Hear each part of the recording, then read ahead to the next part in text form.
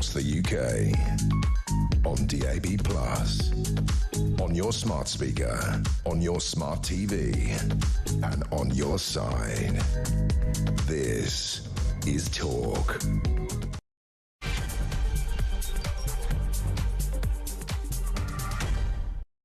And good afternoon. Yeah, welcome back. It's the home of Common Sense. Thank you to Julia, back on Monday, right here on Talk. Lots to get through, as you've been hearing. That extraordinary headline, spending on sickness benefits is on course to rise by 18 billion quid without reform. It's still about 13 with reform.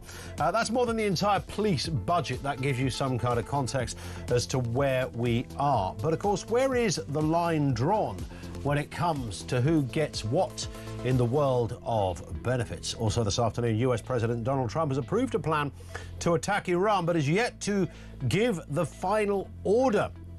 It comes as the UK has been warned that joining the conflict could in fact be illegal.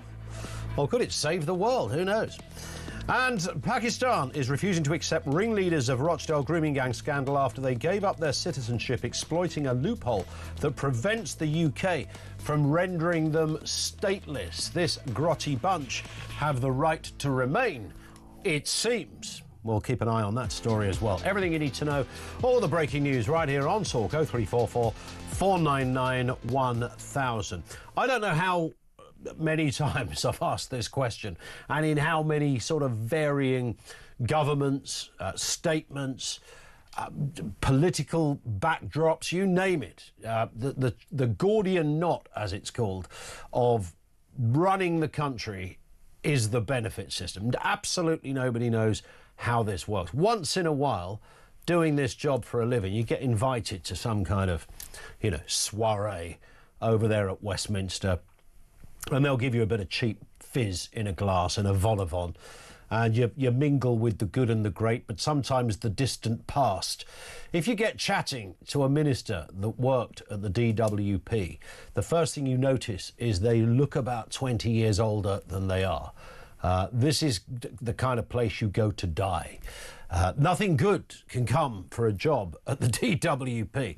That department and those that look after benefits and who gets, who doesn't, where they cut, where they increase, etc., is hiding to nothing. There is no possible solution where everybody comes away going, good job, good day's work, Carruthers, fantastic. You're in line for the top job. Just doesn't really happen. It's just a thankless task because you can never get it right. But everybody agrees, and this is the curious bit, everybody agrees it needs to change. No one quite knows how to change it.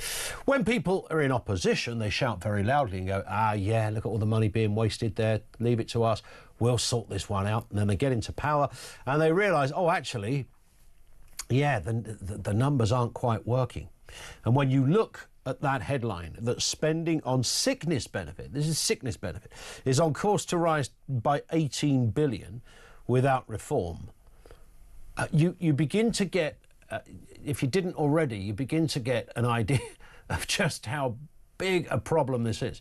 So that's more than the entire budget of the United Kingdom's police force. All of them. That's just extraordinary. On sickness benefit in the 21st century. I've said this before. If you went back like 150 years and said to people back then, what will the world look like in 2025, for example? It wouldn't be long before somebody suggested, well, nobody will be ill, surely, in 2025.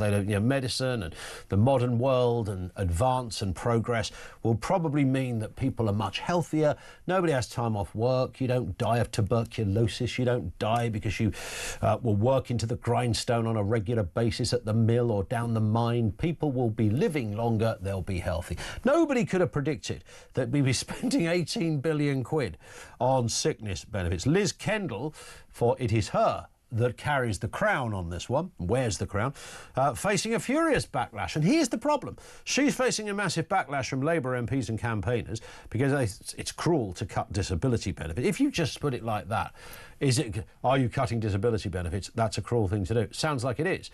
There is some detail on that and people will still be divided on what they think. Official figures published alongside the government's long-awaited welfare legislation reveal that spending on benefits will continue to soar even if all of those reforms go through. So this is what we're talking about. The number of people claiming disability benefits in Britain will jump by 750,000 over the next 5 years. Not to 750,000, by 700. That's going to be the increase over the next 5. What's going to happen to 750,000 people in 5 years? They will become disabled. I mean, there's obvious answers to some of that, but 750,000 people? Keir Starmer's attempt to reduce the welfare bill, the government has admitted, is going to be difficult. An official impact assessment of Labour's benefit reforms found that the total cost of 2 disability benefits would increase by 8 billion by 2030. So that's just 2. As the number of claimants continue to soar, costs will therefore increase from 23 billion to 31 billion. I mean, look at the kind of numbers we're talking about here. We can look at this question as to why is the UK so sick?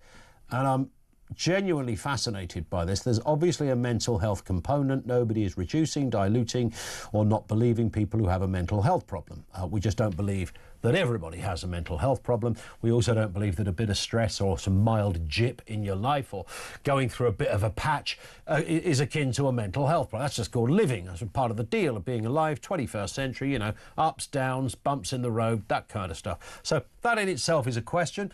Why are we so sick? What's going on? I don't think this is because all these people have cancer or they've lost a leg or something.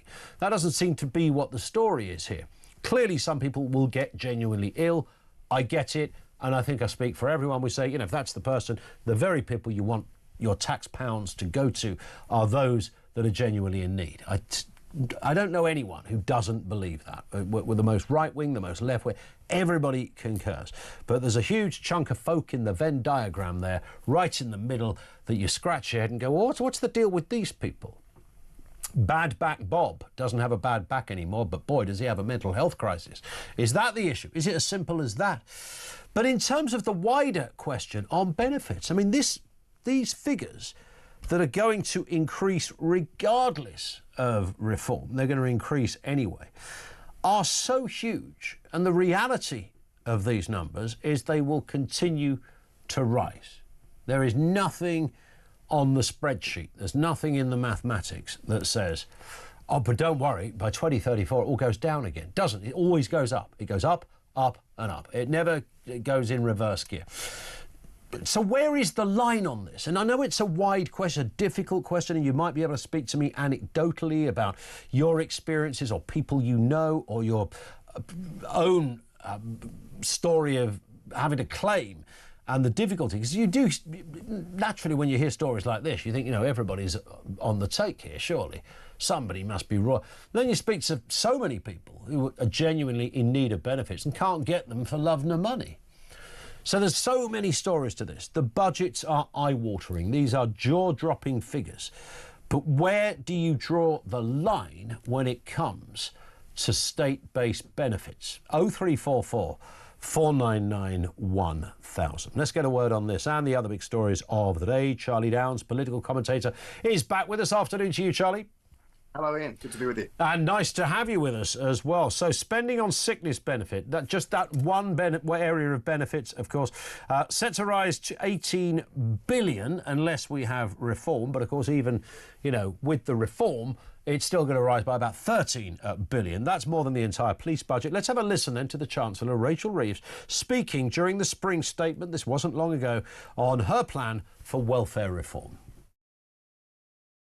We are investing £1 billion to provide guaranteed, personalised employment support to help people back into work. And £400 million to support the Department for Work and Pensions and our job centres to deliver these changes effectively and fairly, taking total savings after that to the package to £3.4 billion. While spending on disability and sickness benefits will continue to rise, these plans mean that welfare spending as a share of GDP will fall between 2026 and the end of the forecast period. Very different to what we inherited from the party opposite. Well, there it is. It's always we inherited from the party opposite, Charlie, but this is now firmly in their lap. How do you address a bill that's going to rise by 18 billion a year unless there's reform? Well, I mean, it's quite a convenient get-out, isn't it, to blame everything on a government that left office now, what, nearly a year ago? Yeah, just shy. But anyway, as you and I have discussed before, Ian, yeah, I'm a conservative. I'm a traditionally minded guy when it comes to matters of social issues and culture and all this sort of thing. But I am actually a great believer in using the state to improve society. I'm not a socialist, but I'm also not a libertarian. I think that this attitude that has been pervasive in conservative circles for the last 50 or so years since Thatcher, that the state has no business getting involved in anything, I think is misguided, because I actually think that the state has great power to increase the well-being of a society, to protect the culture, to protect the integrity of the social fabric and all this sort of thing. And I do think welfare is an important component of that, because I think there is this kind of American attitude sometimes that comes through where, if my neighbor gets cancer, it's not my problem and it's none of my business. Actually, that's a very un-English attitude, in my opinion. It's a very un-British attitude, because actually we are a community and we look out for one another, and we're not just atomized individuals in a kind of cutthroat capitalist world. With all of that being said, however, this is way too far in the opposite direction, because 750,000 people are set to receive disability benefits, 750,000 additional people, I should say, over the next 5 years at a cost of, as you say, £18 billion to the taxpayer. And a lot of these people will be claiming it on the grounds of mental health. Now, there are plenty of people out there who suffer from genuine mental health problems. I know I have, right? I know plenty of friends of mine who have or who continue to do. But I do also think that there's a great number of people out there who do need to just kind of get a grip. However, with that being said, I do also think that we need to address this mental health crisis that is taking hold of the entire West. I mean, again, you and I have discussed this before. I believe that the mental health crisis is spiritual in nature. I don't think it's as simple as just blaming social media or just blaming, modern society and the kind of food we're eating and the jobs we're working and all that sort of thing. I think there is a loss of rootedness, there is a loss of meaning and purpose and a sense of belonging. And I think that's largely because of, it's a number of different things which we can get into. But I think the point here is that we cannot, to just chuck more money at the issue is not going to solve it. It's actually going to make it worse. It's actually going to enable this issue. And so I think that this government is getting this entirely wrong. But I can't say I'm surprised, because this is this government's and the British government in general, for the last 30 years, their response to everything is to just chuck money. That is true. But the question I mentioned at the beginning, Charlie, that haunts every person at the DWP, every minister, every civil servant, because everybody knows you've got to reform it, but no one can ever work out quite how. They tinker around with it a little bit. Oh, we're going to come up with this new benefit. This one's going to address the injustice of the last one.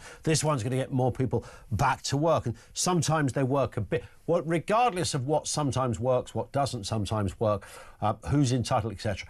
The reality is this bill is going to continue rising by the billion on an annual basis.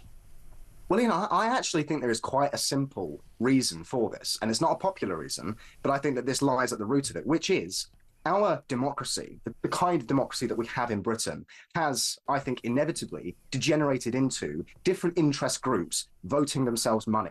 Whether that's pensioners voting for the Conservative Party because they promised the triple and quadruple lock on pensions, or whether it's people from ethnic minorities voting for Labour, or anything else. What we have here is a set of interest groups who are just voting for the party that's promising to give them the most money. So if you're interested in getting elected, you don't want to be the one to take benefits and welfare away from people because it's not popular. And that's the thing. I mean, Keir Starmer, to his credit, has at the very least said that he's going to be prepared to make unpopular decisions and to do unpopular things. But the unpopular things that he's been doing have been, the wrong decisions. There are right decisions that are unpopular, like cutting the welfare state and making it, incentivizing work. We have millions of people out of work right now, millions of people in social housing, migrants even, in social housing, who are not working, who are a net drain on the economy. 100%. We're not doing anything to sort it. Well, we're asking that question, where do you draw the line when it comes to benefits? 0344 499 1000. Charlie Downs is with us. Let's move to this story, Charlie. Donald Trump approving a plan to attack Iran. He's given instructions to military chiefs inside the White House. That was in the Situation Room just yesterday. It seems that our Prime Minister, however, is completely clueless to all of this. Here he is when questioned by Sky News. Have a listen. It sounds like an American attack could be imminent. Do you know what's going on? Well, I don't think you should read into that an American attack is imminent. He's calling the Security Council together. We had a 2-hour discussion with the President last night on the Middle East, on this very issue, and as a result of that, the G7 statement came out very clear about the risk of the nuclear programme in Iran, Israel's right to self-defence, and the need to de-escalate across the region, including in Gaza. So you don't think an attack is in his mind, or US joining Israel? You don't think well, that's in his the wording mind? of the G7 statement, I think, speaks for itself. And I sat next to the President for that 2-hour discussion as we were working through not just the issues, but the statement itself. So you're not worried about escalation? I'm clear that we need to de-escalate. But are you worried about escalation? Of course I'm worried about escalation, which is why my focus is on de-escalation. I'm worried about escalation in the region. So if you're worried about escalation, your focus should be on de-escalation. There's an interesting one. I don't think you'd find that in a book of Plato quotes, but there it is, Charlie. Is Keir Starmer the man with his finger on the pulse on this? Well, I do find the role that Starmer has increasingly sought to play in geopolitical matters quite interesting, because it seems like he's been trying to position Britain as being almost like a geopolitical middleman. We saw this, for example, when Zelensky and Trump had their bust up in the White House, and Starmer kind of came in and sought to be the kind of peacemaker between the two. He, of course, called the summit in March in Europe to discuss the matter of Ukraine. And I think he's trying to position himself similarly in this issue. Now, what's interesting is Lord Hermer, of course, the Attorney General, who was responsible for the Chagos Island surrender deal and various other anti-British lawsuits and all this sort of thing. He is saying that it's actually going to be illegal for the United Kingdom to join this war that is emerging between Iran and Israel. And I've got to say, I mean, I'm very anti-war. I don't think Britain should be getting involved in this conflict. And actually, I think it's very interesting how MAGA in America, Trump's movement, which was explicitly anti-war from the get-go. In 2015 and 2016, you heard Trump calling out the neocons in the Republican Party who were always frothing at the mouth for a war with Iran. Trump was calling those people out 10 years ago, and now we're watching as the Republican Party in real time is being taken over by interests such as, well, by people like Ted Cruz, for example, by people like Dan Crenshaw. There was an amazing interview that Tucker Carlson did with Ted Cruz recently, where he was just absolutely, just making a fool of Ted Cruz, showing him to be the poorly informed person that he is. Because I think so many of the senior figures in the Republican Party are essentially cheerleaders for Israel. They are only interested in they are Israel first rather than America first. But is it fair to say though, Charlie? I mean, this is the kind of puppet master of all things terror related, Iran. I mean, we know what they do. We know what they breed in the sense of terrorist groups, etc. We know that they are the kind of the mafia don, if you like, of the region. Some might want to shake Israel by the hand and say, thank you, you've reduced their capabilities. Well, my perspective on Israel and Gaza, and also Israel and Iran, quite frankly, is that they're just as bad as each other. Because sure, you can quite convincingly make the case that Iran funds organizations like Al-Qaeda and ISIS and all these other things. They've put up and put forward these organizations, Hezbollah, Hamas, you name it, Iran has probably given them money. But with that being said, Israel are, constantly they're essentially warmongering. They're prodding Iran constantly. And, I'm not that surprised this has happened because it's been a long time coming, right? This war has been a long time coming. And whether it does continue and spiral into a larger regional conflict, I think remains to be seen. But I think if the United States gets involved and if the UK gets involved, it's guaranteed to happen, which is not good. Charlie, stay with us. Charlie Downs, political commentator, with us on the programme. Still to come, we'll talk more on what is happening with one channel migrant evading the French police. Another extraordinary story that you couldn't make up. And NHS staff want to stop working if it's too hot. Details on the way. 0344 499 1000. Lines are open. And that question on benefits, where do you draw the line? Your own experiences, experiences of people you've known and around you. It's the obvious question, who should and who shouldn't get it? Well, anyone who needs desperate help should get it. But you're also looking at public coffers, 18 billion quid rising per year just in sickness. What the hell is going on and why are we all still ill? Lines are open. This is Talk.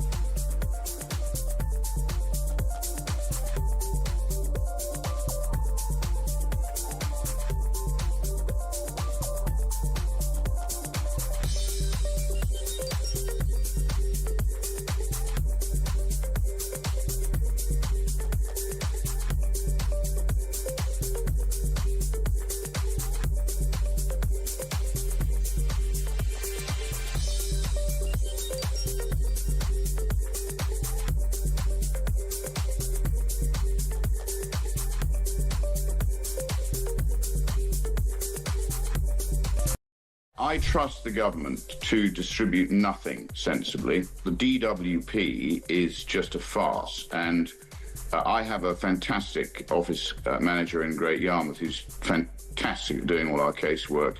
We're right on it, and we try and deliver for our constituents. He used to work at the DWP. So he knows how it works. He got so frustrated by the sort of indiscriminate handout of taxpayers' money that he had to come and do a more sensible job.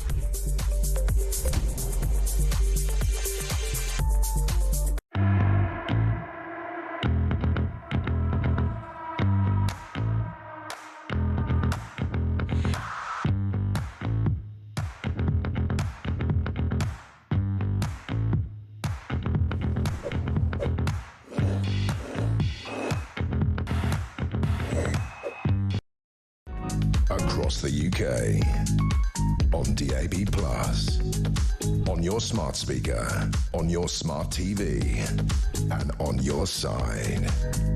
This is Talk.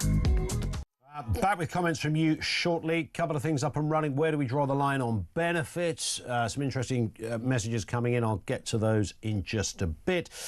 You might have your own experience of trying to claim when you were genuine and couldn't, when you know the fella down the road is not genuine and could. And have you got a shiny, nice BMW out of the system? Well, it's on the rise. It's a problem. Where do we draw the line? Everyone wants to help people who need help, right? We get that. The question is, who are the people that genuinely need help? I think that is more or less the issue. Would you support the British military assisting America in bombing Iran? Thoughts on that as well? 0344 499 1000. We have Charlie Downs with us. Always great to have Charlie on the programme. Political commentator, taking a look at the big stories. This one, another one that comes under the category of you couldn't make it up. French police failing, Charlie, to prevent a man who relied on using a crutch from getting into a small boat in order to cross the channel.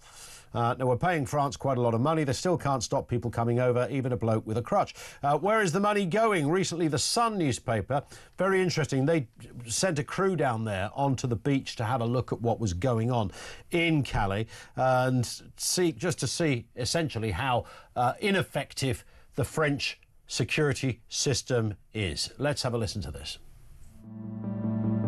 It's 5 a.m. here in Gravelines Beach in France, where around 80 to 100 migrants have just got into a motor dinghy behind me, ready to make their way to British shores. They're watched on by about 10 police officers, all in riot gear, just watching on, doing absolutely nothing. They say they can't do anything once the migrants are in the water because it's too dangerous. Now, there is actually one adult with a toddler on their shoulders. They're in the group you can see behind me who have missed the boat.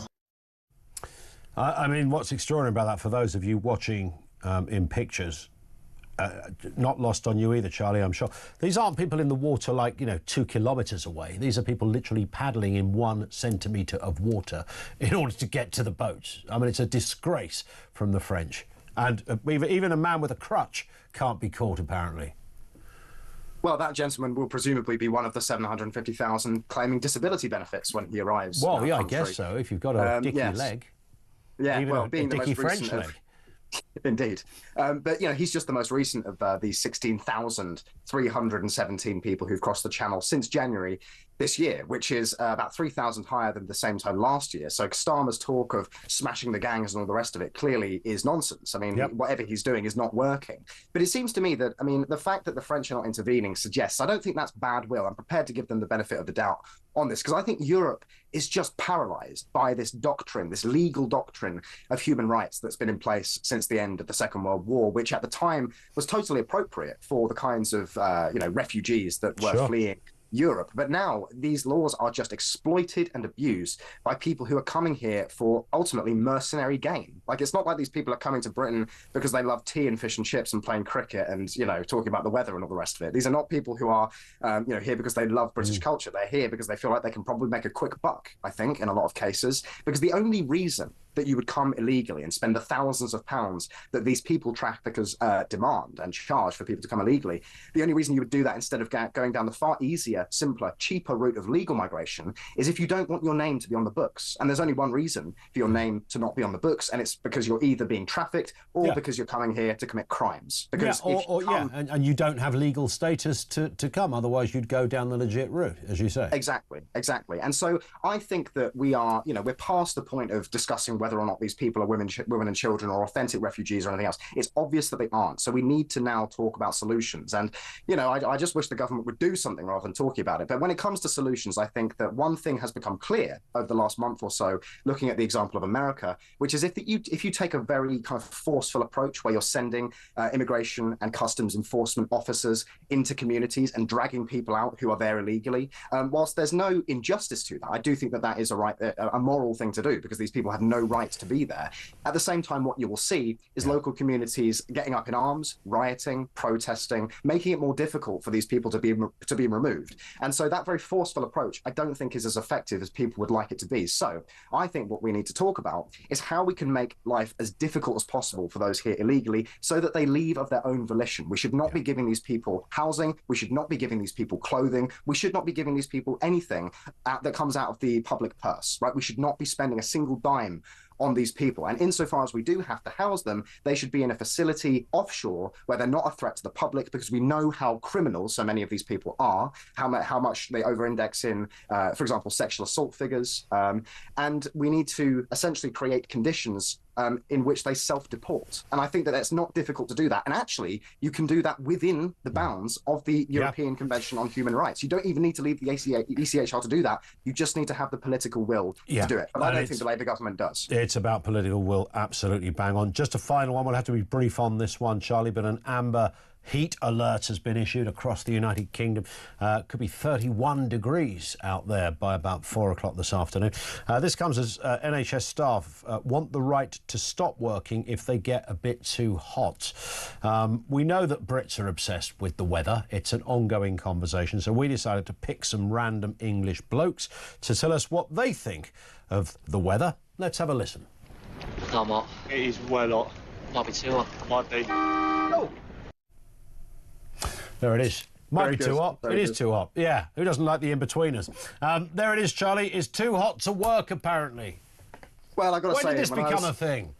When I was in London yesterday wearing a full suit, with black trousers on and just sweating for the whole day, I can see where many people are coming from. And I've got to say, friends and family of mine who work in the NHS, some of them do say that the air conditioning and the, all that sort of thing, it just doesn't work. And so it does actually get up to like 36, 37 degrees on some of these wards. What about wards, the patients? Well, exactly. Like it's not. These are like battlefield conditions. It's not becoming a first world country that our hospitals are in such poor shape. Yeah.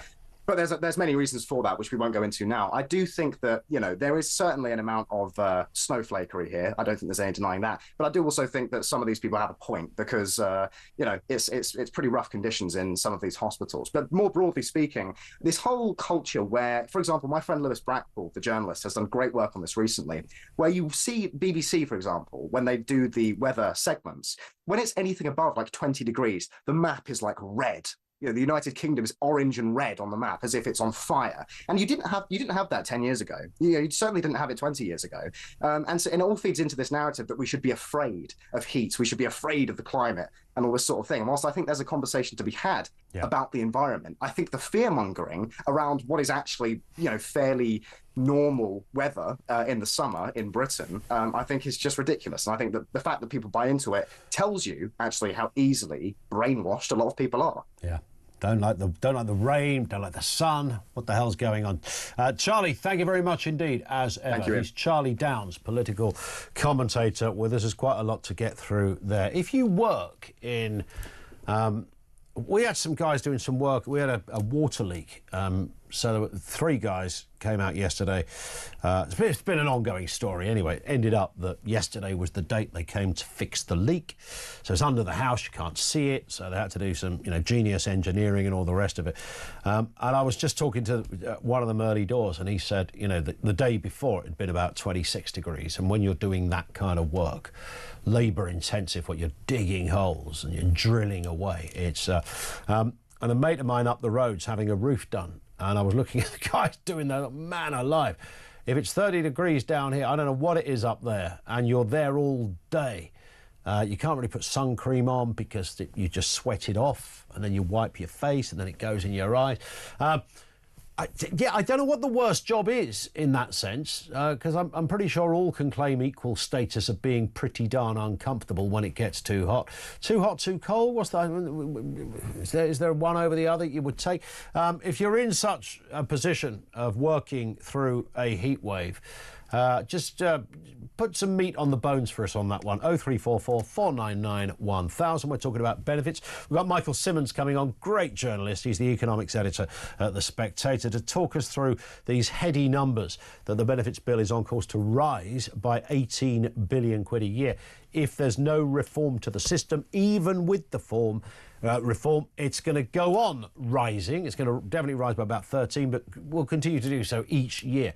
Such is the definition. So where do you draw the line on the whole benefit story, the wider question of what a civilised country that has a heart, wants to help people in need, wants to assist, wants to be the safety net? Does that just go on forever to the point that all of your tax... I mean, this is higher. This is more than the entire police budget that we're spending on sickness benefit. That's not all the other benefits. Thoughts on that as well, and your own stories. 0344 499 1000.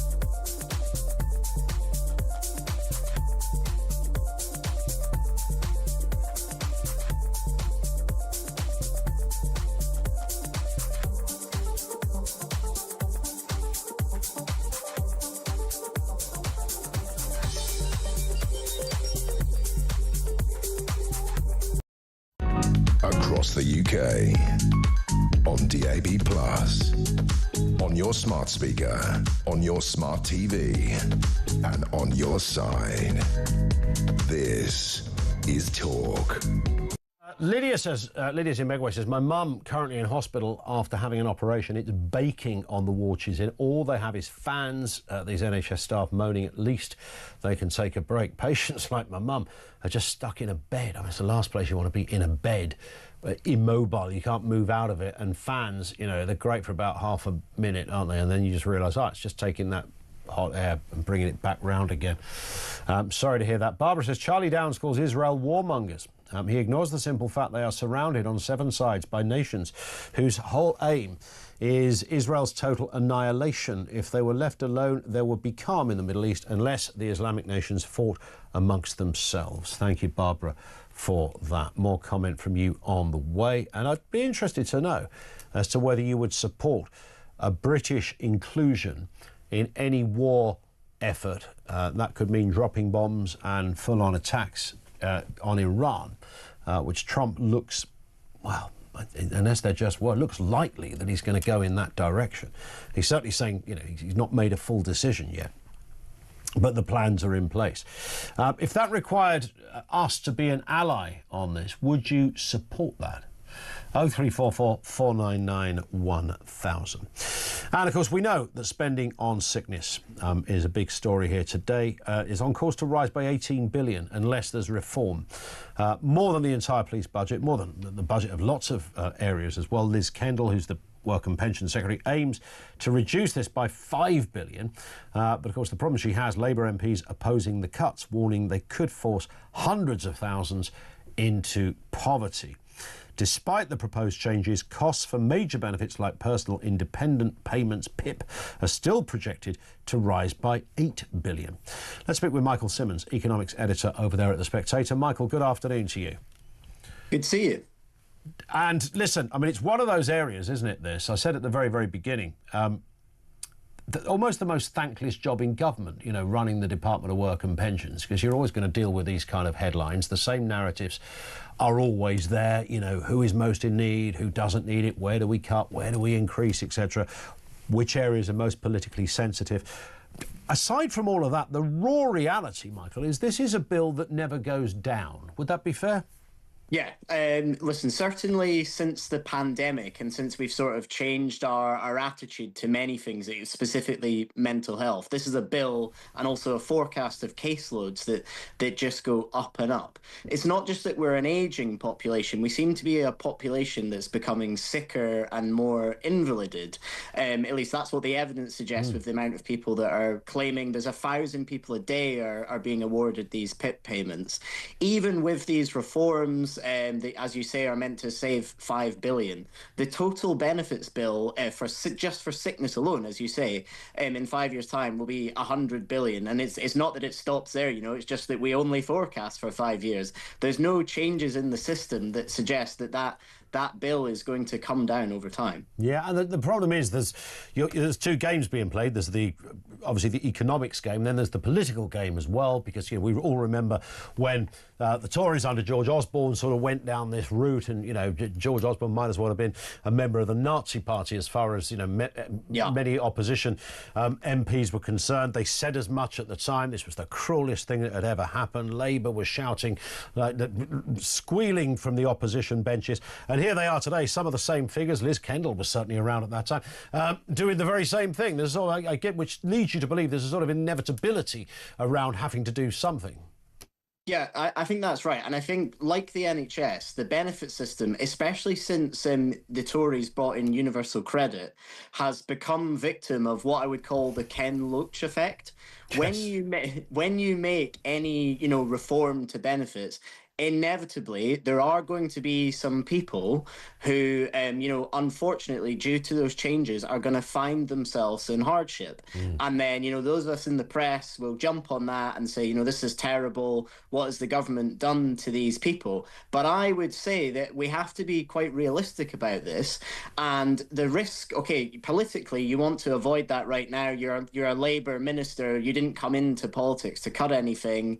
Your backbenchers are not tolerating this, and your supporters are not tolerating this. But that situation is nowhere near as bad as if we let this bill keep climbing. We will eventually, you know, get to a point where it's a bit like hot potato. Whoever's in the DWP and whoever's in the Treasury at the year when the bill actually becomes unaffordable, by which I mean that the bond markets just don't tolerate us anymore, then it's going to be a lot more than a few thousand people on benefits that end up in poverty. It's going to be all of us. So surely it's better to think long term and avoid that situation. But the Labour Party don't seem to have the appetite for that. I suppose, Michael, the other argument to all of this is that, because whenever we discuss, you know, where the line should be drawn on who's entitled to benefits, and when we're talking mostly about sickness benefits, there's all manner of other kind of benefits out there, of course.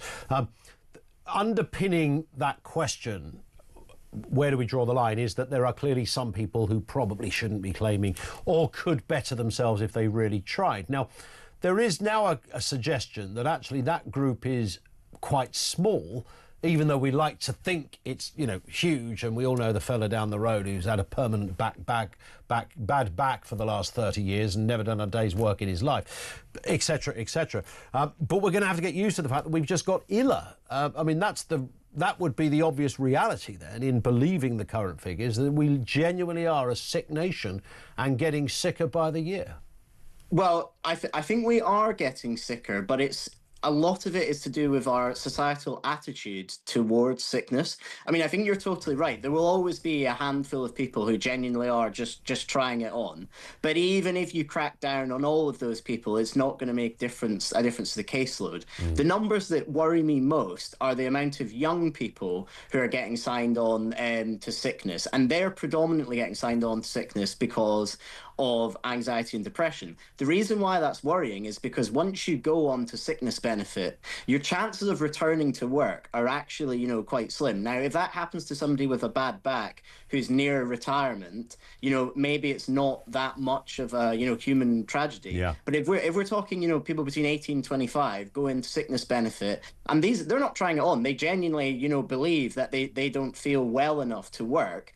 If those people get you know, stuck there for their entire working age, it's not just an economic tragedy, you know, it's a human disaster. Sure. But that, I think, is something, you know, we can change. We can change how we look at mental health, and I think GPs would be keen to sort of have more support from government to say, look, yes, we're not saying you're trying it on. We accept that you're like mentally having a tough time, but actually work is a good thing that might help your situation because it, you know, it socializes you, it distracts you, etc. And I think on the mental health side of it, we need to have a conversation about how we view that as a society. Yeah, totally.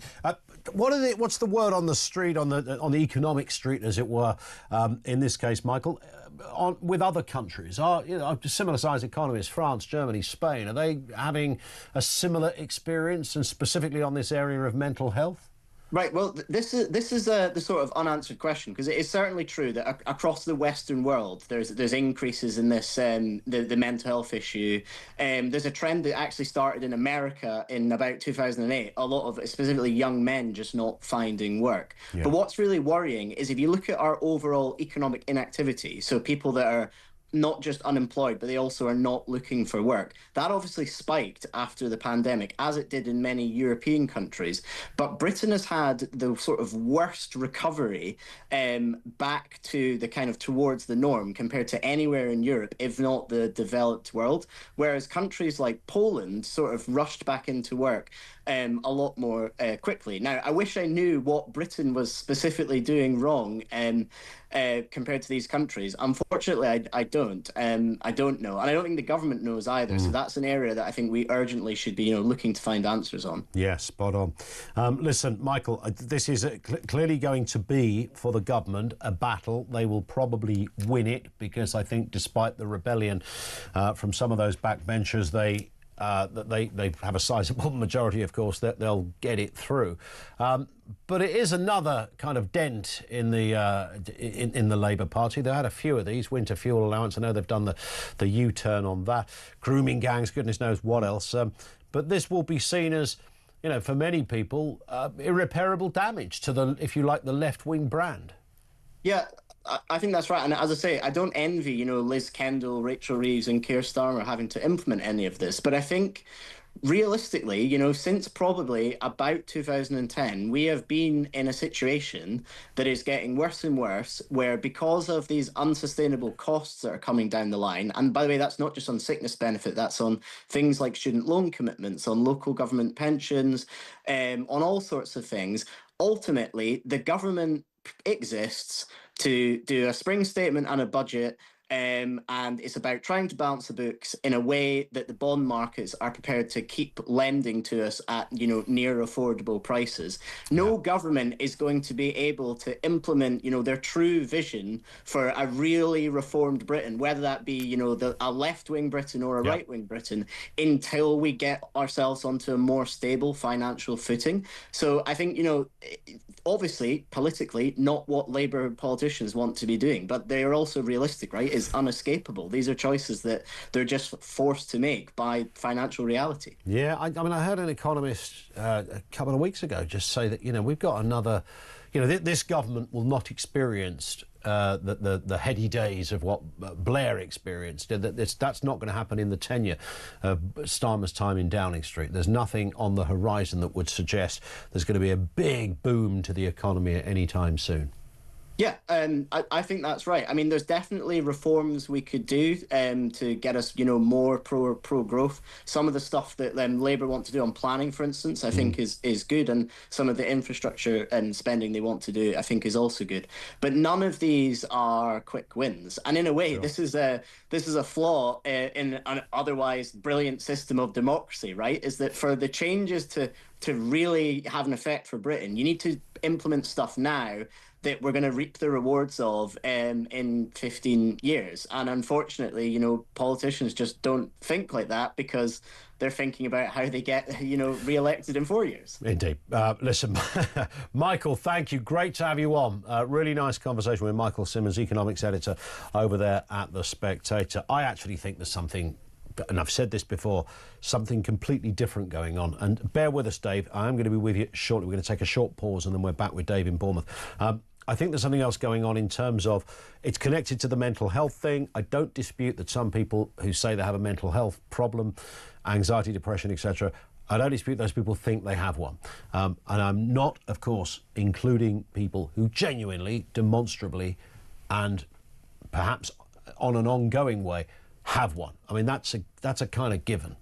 And I also understand that in the kind of weird world we live in, 21st century, money's short, cost of living, I don't doubt that number would increase. But I do think there's a sizable chunk of other people, mostly perhaps young people, who don't go to work because they don't feel like they can work, they feel down.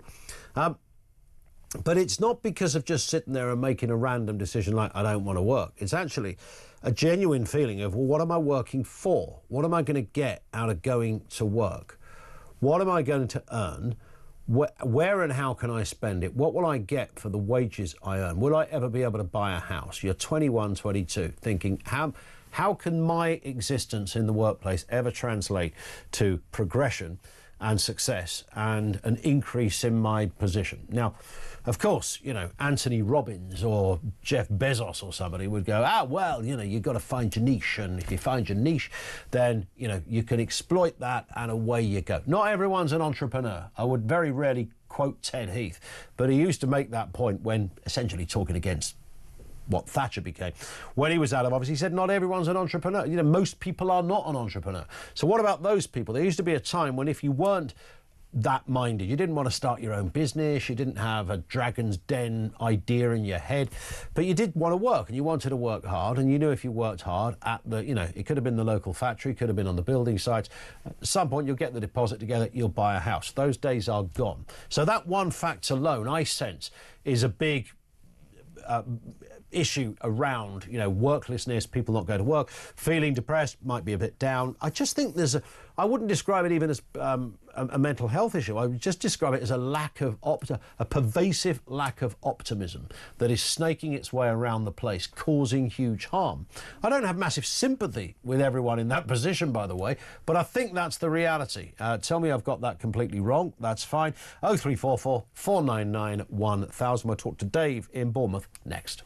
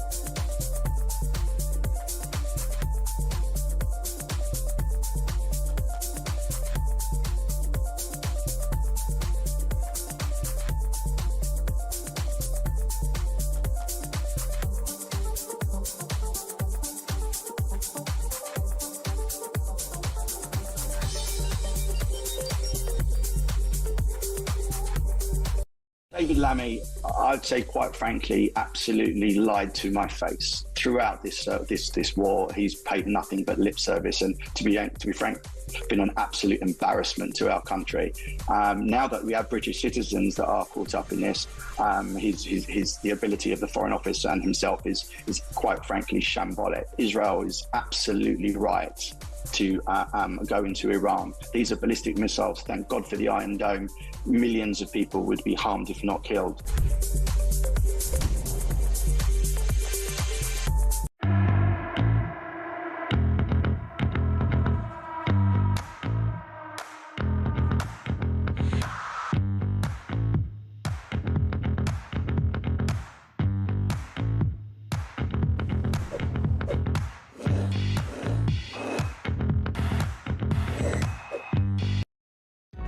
Across the UK, on DAB+, on your smart speaker, on your smart TV, and on your side. This is Talk. Sean in Bridlington says, Iran launched 300 missiles at Israel a few months ago. Are they supposed to just sit there and let enemies who openly advocate eradication of Jews and the Israeli state attack them? I mean, in my... Thank you, Sean, for that. I'd flatten the entire place, frankly. But I'm also aware that you couldn't do that because people die, and I don't want to see innocent people die, whoever they happen to be. But the regime and the system and that whole horrible, backside of the globe, the Middle East, where there's only one place worth being, and that's Israel, a democracy. Everywhere else is a complete basket case. So yeah, I'd like to see it completely eradicated. But I don't know how you can do that, clearly without a ridiculous loss of life, and I wouldn't endorse that either. So I think most people stand in a not dissimilar position. Well, there are those who think that, Israel are the bad guys and, Iran is they're good guys over there. The Ayatollah loves chess. Loves chess? Hitler was a vegan, wasn't he, or something? Yeah. Oh, wow, he was actually, never harmed an animal. Yeah, I don't really think that's the question around Adolf, is it really, about his treatment of animals? Man alive. Tony is in West Sussex. Tony, what have you got for us? Afternoon. Hi. This problem with the benefits and people feeling the system and everything else we're talking about, this is a big problem going forward for the next 5-10 years. So another 2 years doesn't make any difference whether it continues. So my solution, being a businessman, having worked all over the world, and if someone said to me, this is the problem, Tony, how would you fix it? Yep. I would say the following. Number one, all those on benefits, on those, payments, you carry on till June the 30th, 2027. There'll be no change. Okay. But in the intervening 2 years, panels will be set up of doctors, psychiatrists, and all those people who are intelligent enough to make these judgments. And everybody will have to go through an interview. Yep. Forms will have to be filled out and judgments made as to, one, whether you carry on your benefits, or two, whether you're kicked out and you're here and told to go and get a job. Yeah. I promise you, by 2027, 40% of those people claiming, the shirkers under 25 and everything else, would not have a leg to stand on. They'd be looking stupid. In fact, a lot of them wouldn't even go for the interview because they know that they might be caught telling lies, and would people want the money back that they'd already been paid? I'd give those people an amnesty. I would say to them, don't bother turning up for the interview if you think you might get caught. But we'll forgive what's happened in the past because politicians cocked it all up. So that's so your point as well. Again. Yeah, I was about to just confirm your the kind of business model here is that it wouldn't be cruel because there'd be plenty of notice, essentially. So you've got 2 years to get your act in order. It's not going to creep up on you. It's not going to suddenly appear tomorrow. You've got time to rectify. Yes. And I do believe 25-30% of those would say, Jesus Christ, we're going to get caught here. Yeah. I think we'll cut our losses and we'll take what we've had for nothing. We'll go and get a job. If there is a job still under this government, that's another matter. That is another matter. But that's how a businessman would approach it. Politicians won't do it because they've never been in business, most of them anyway. No, certainly they wouldn't have a clue how to approach it. No. This is how you do it. You put a moratorium June the 30th, 2027. That is 2 years away. Okay, you'll get paid up to then. Yeah. But after that, you will have to have gone through an interview, possibly 2 interviews, statements taken about your eligibility to carry on after the 30th of June 2027. If we're not convinced, you're out. I would just add one amendment, Tony. I'd make it September 2027, so it gives you a chance to get back from Benidorm and consider your options once the new rule kicks in. Listen, Tony, great. I love those suggestions. There's no one ever at the DWP or in government thought of something like that, right? We want to get serious about this. The question will then arise, well, how many shirkers are there? How many people who genuinely can't work? I'm not talking about somebody with one leg or somebody with cancer or something. We all get that. What about the other group? How many is in there? Is it like 12 or is it 2,012,000? Dave's in Bournemouth. What are your thoughts on all of this? Dave, good afternoon. Oh, hi, Ian. Hi. Lovely to speak to you. And Lovely you too. Show. Thank you, mate. Listen, this is totally unsustainable. Yeah. Our welfare state. I mean, it's just getting beyond a joke. Sure. And your last caller, he was brilliant. Yeah. And being a businessman, he could look at it with a business eye, which is more than the cabinet. There is no business eye in the cabinet. There's only these professional politicians and the civil servants that work around them are professional civil servants. All they've ever been is councillors and then a politician. Spot on. Why can they not now realise this model ain't working, and it's going to cost us all dearly, and we're. As Mike Graham always says, we're going to go down the gurgler. We are going to go down the gurgler. The problems arise. The obvious example, I suppose, and we've got to be brief here, Dave, is that let's take someone who probably shouldn't get benefits, but they are getting benefits, they can't get a job, but they've got a kid. So you can go, right, we're going to take your benefits away. No one wants to see a starving child where there's no money to put food on the table. No, and I would never agree with that. No, I know, but that's where the system kind of gets the individuals get the state into a sort of blackmail position, right? Because you think, well, we've got to give this person something because they've got to feed a kid. Yeah, and I would never agree with that.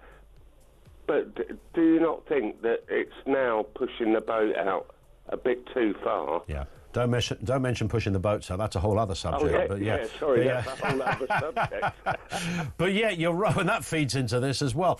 Dave, another great call. Thank you very much indeed. Well, if somebody addressed the issue of the boats, there's how much is it a day? 6-7 million a day now in hotels. I mean, that would clearly have some knock-on effect on this ridiculous situation that we've got to, where the entire budget just for sickness is more than the entire police budget. Let me remind you again, this is the 21st century, kids. This is where, we should be living our best lives as a human race. Progress, medicinal advancement, etc. But we're not. 0344 499 1000. Let's right now get the latest news at 2 o'clock.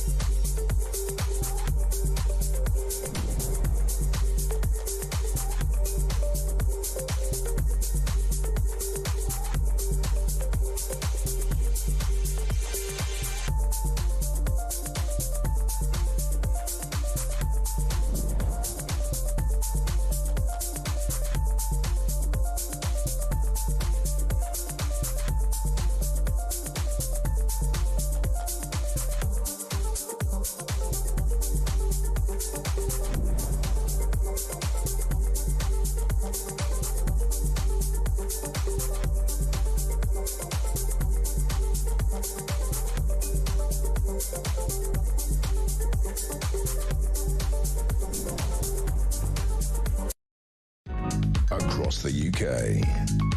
On DAB+, on your smart speaker, on your smart TV, and on your side. This is Talk.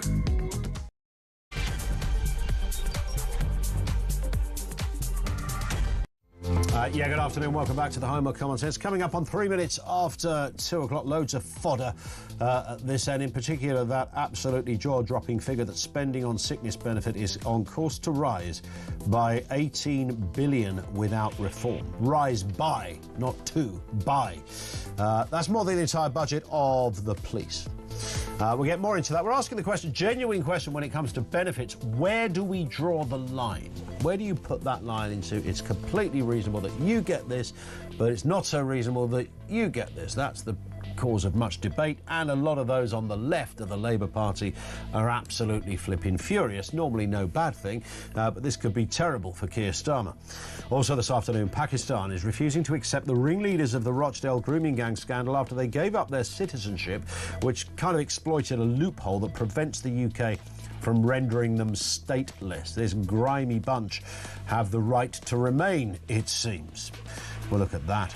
And doctors say toxic air is killing 500 people a week in the UK and costing more than 500 million in health, NHS care and lost productivity. And we will speak to Ben Pine about this in a little bit, but I'm bound to ask the question, do you know anyone? Have you ever met anybody that, you know, they go, oh, I haven't seen you for a while. Oh, yeah, my granddad died. What did he die of? Toxic air. I never heard that conversation. Maybe I'm wrong. 0344 499 1000. He breathed in some gremlins. No one ever said this. I know there are cases where air pollution has been. There was one famous case of a young girl who died, and air pollution was, I think, I don't want to overstate it, I also don't want to understate it, but I think it was seen as a potential factor or a factor in her death. There were other elements there too. Generally speaking, if 500 people a week in the UK are dying because of toxic air, how is that defined? How is that kind of written down on a death certificate, by the way? It's a genuine question. 0344 499 1000.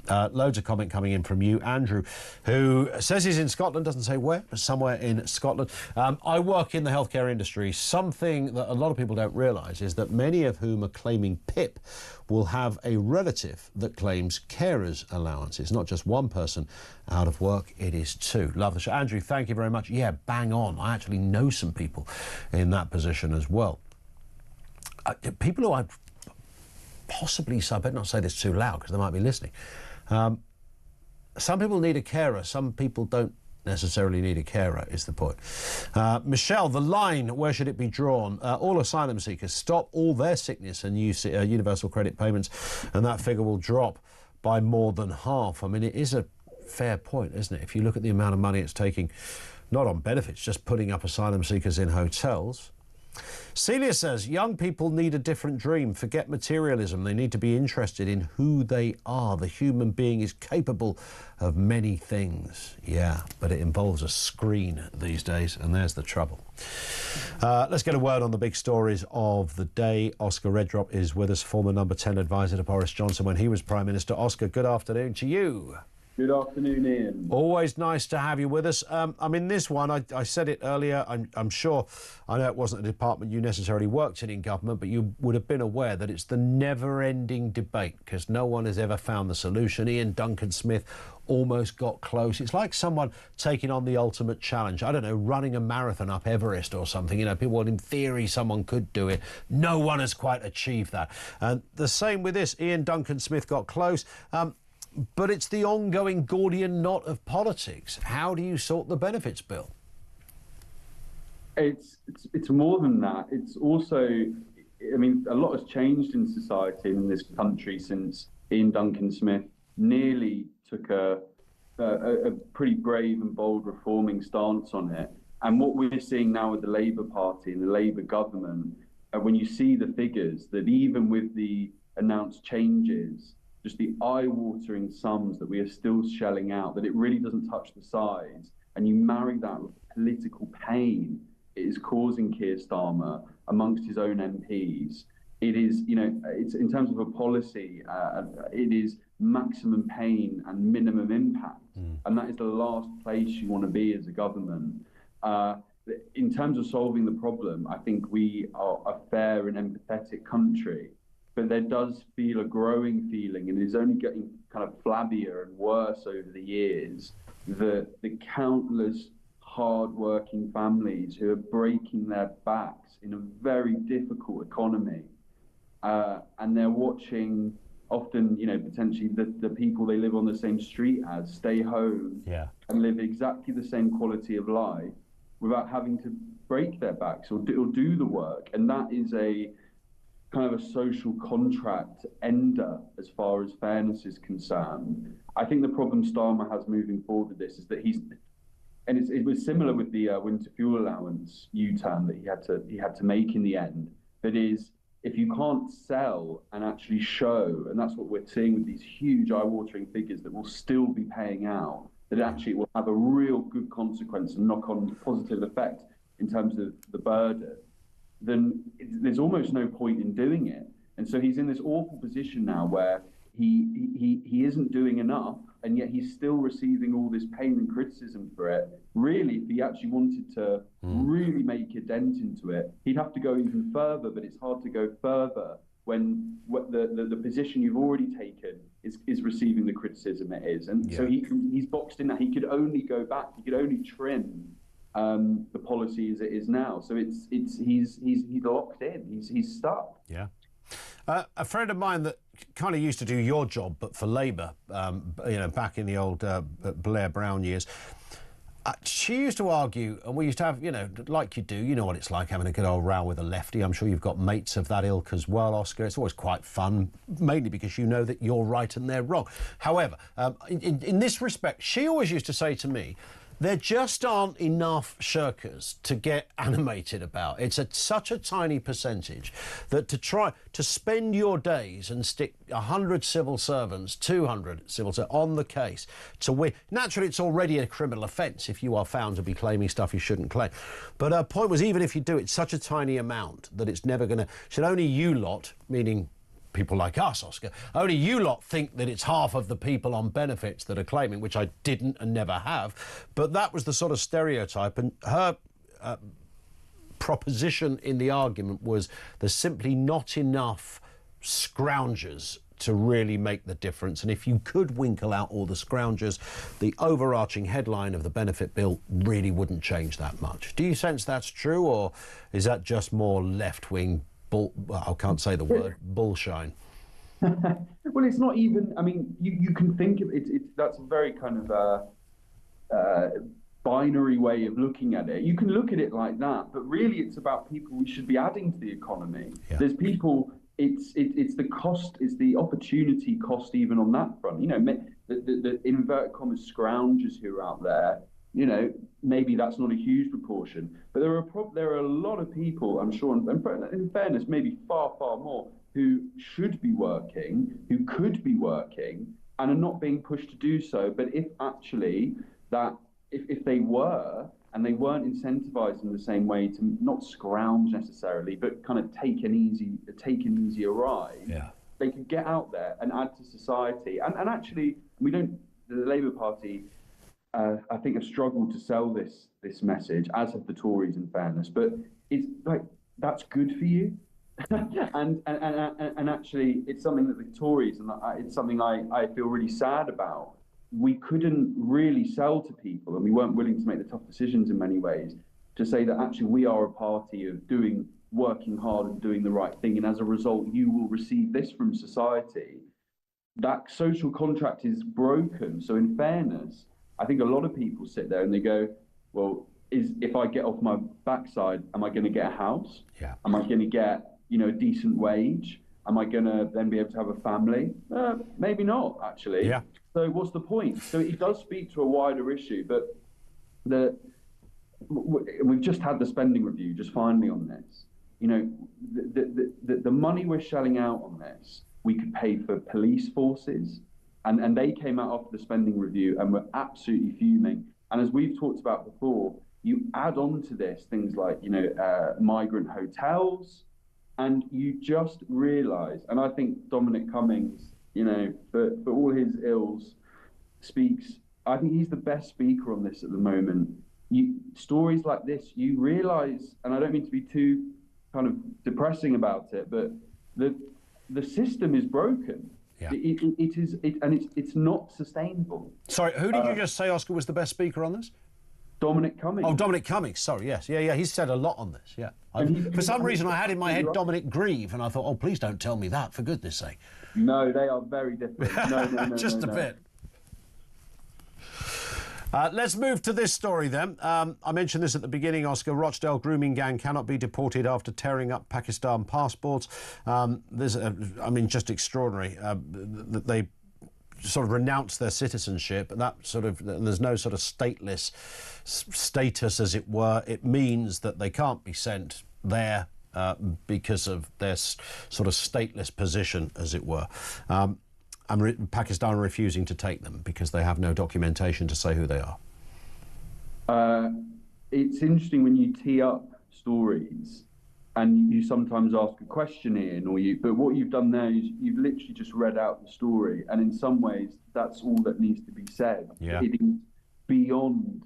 And we talk about a slightly broken society and a system, and lawyers and often laws that are not made in this country that absolutely don't just make things harder for us as a country in terms of fairness and just what is right, but actually work against the interests of this country. And this is an absolutely vile and disgusting example of that.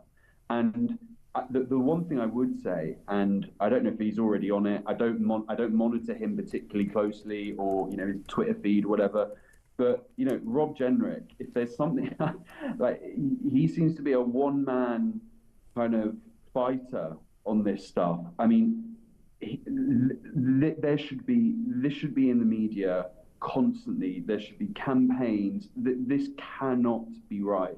This is utterly horrific that we have a society where a loophole like this can be found and monsters like this are able to work the system. It's crazy, and I have no faith in the Labour government on this front. But Rob Jenrick, by the way, I genuinely would say I have no invested interest in Rob Jenrick, but just because of the way he's been operating. No, absolutely. Absolutely Get after this, because this cannot be allowed to happen. And another story that kind of feeds into the insanity when it comes to what we can and cannot do as a nation. An Afghan boat migrant, Sadiq Nikzad, has been jailed for raping a 15-year-old schoolgirl.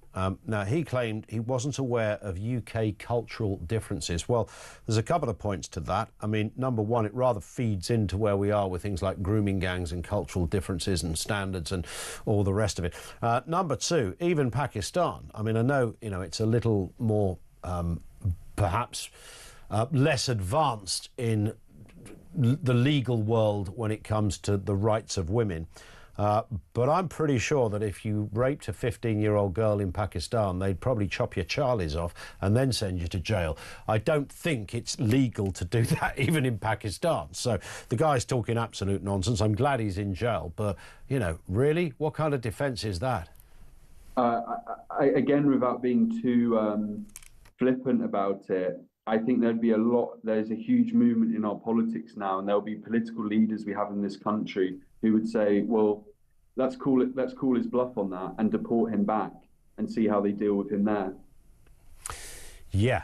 If he thinks he'll get an easier, if he's implying that he wasn't aware of the crime, the heinous crime that it is in this country because of where he's come from, then I think there'd be many people who'd say, well, chuck him back to where... Well, indeed, he's in the wrong place. If he's not aware, if he needed some kind of legal letter to tell him that raping somebody, particularly a child, is an illegal is an offence and it's illegal, then, you know, we clearly don't want this man around.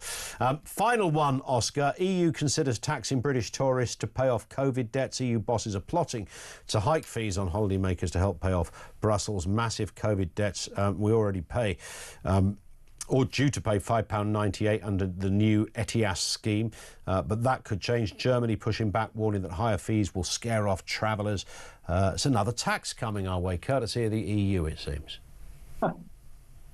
You just got to... I mean, the serious political point to this is Keir Starmer has spent... I mean, I think we're into the early 20s in terms of visits and schmoozing and diplomatic deals or talks or roundtables or whatever the hell you want to call them with the EU since he's become Prime Minister. They don't have our interests at heart. Like if we haven't established this yet, and I don't think, you know, depending on what side of the line you are, pre-2016, did they have our interests at heart? Yes or no? You know. Discuss, but they certainly don't now. So, and this would just be another latest example of it. So the fact that we have a Prime Minister who is courting the EU, spending all kinds of time and energy over there, often at the expense of domestic issues that we have just discussed, and some of them are beyond horrific. This is the thanks you get. Added to that, we've seen, you know, French MPs laughing at us in terms of calling us a soft touch in terms of the channel crossings. Yeah, they think it's hilarious, I'm sure they do. Yeah, clearly making no effort to prevent or stop those crossings, giving them access to our fisheries. Yep. You know, the EU, they don't care about us. They will come down on us and defend their interests. That's kind of fair enough. So my message to Keir Starmer on that front is you will see more and more examples of this. They're laughing. Exactly, and they will do that to anyone, but it's extra sort of sweet for them when it's us that's at the receiving end, and there's no doubt about that. By the way, did you see the footage of Keir Starmer meeting the South Korean leader yesterday? Well, who he thought was the South Korean leader initially, yes. Yeah, and he thought but it turned out he was shaking hands with the translator and ready to go off for a photo with him. I mean, you know, that feeds into all sorts of unfortunate stereotypes when you do that. But I know there were two sort of middle-aged men, both with glasses, both about the same height. But even so, what a belter. Only Sir Keir can find himself in this weird diplomatic cul-de-sac. Listen, Oscar, great to have you on as ever. Oscar Reddrop, former advisor to Boris Johnson when he was in Number 10. Thank you to him. This just came through that said... in fact, it's just disappeared. Where was it? It was the Lollipop Man. Yeah, it was. I only wanted to talk. We'll talk about it in a moment, all right? Because there is an interesting story of the Lollipop Man. We're not sure whether he's been fired or whether he's just been told to stop doing what he was doing. Oh, that does sound like there's a, you know, this. What was he doing with his lollipop on his day off? No, it's nothing like that. This is a man that has been told to stop high-fiving kids, and it's not a, you know, it's not an offence. Apparently it slows down the traffic. And I did look up Lollipop Men getting fired, and interestingly I found 3 hits when I looked this up. One was Lollipop Man forced to resign for high-fiving kids. That was in February 2018. The recent one, Lollipop Man told, this was in East Yorkshire, told to stop high-fiving kids. But then in 2024 in Melbourne, a Lollipop Man was banned for high-fiving kids. What is it about? Apparently slows the traffic down. Well, yeah, if you stopped and had a chat and said, oh, did you see Paw Patrol last night? I mean, I would understand that might well be a little bit time-consuming. But, you know, as they go past, I just drop my little one off every day, and then as I drive down the road, often he tries to beat me to the Lollipop Man so he can make me stop. And, you know, they say, I don't think they high-five the guy, but, you know, really? Does it make a blind bit of difference? Does anyone really care? How long does it take for a high-five as you're walking past? Who knows? But it does seem that the high-five is a very no-go area for your Lollipop Man. It came from Scott in Birmingham, that's it. He says, did your newsreader just report that a Lollipop Man has been banned and reprimanded for, and I quote, high-fiving kids? Yes, absolutely right. This appears to be the story of Neil Cotton, who's been a Lollipop Man over there at a lovely school in Howden in East Yorkshire for about 2 years. In a social media post, he said he could not high-five kids anymore because it upset some drivers, having to wait another 10 seconds. Doesn't even take that long, does it really? Take 10 seconds. Parents hit back, calling the decision silly and rules gone mad, saying it brightens kids' mornings and causes no harm. I always thought that we had a lollipop lady when I was at primary school. It was quite exciting in the morning, seeing the lollipop person. Bit of a weird job, though, isn't it? Walking around with a big stick with a metal thing on the top. Probably not metal anymore. Be a health and safety issue. I don't know. But thank God they're there. You know, it's great. It's brilliant. And I think it's a bit of a novelty for kids as well. Thank you for that, Scott. 0344 499 1000.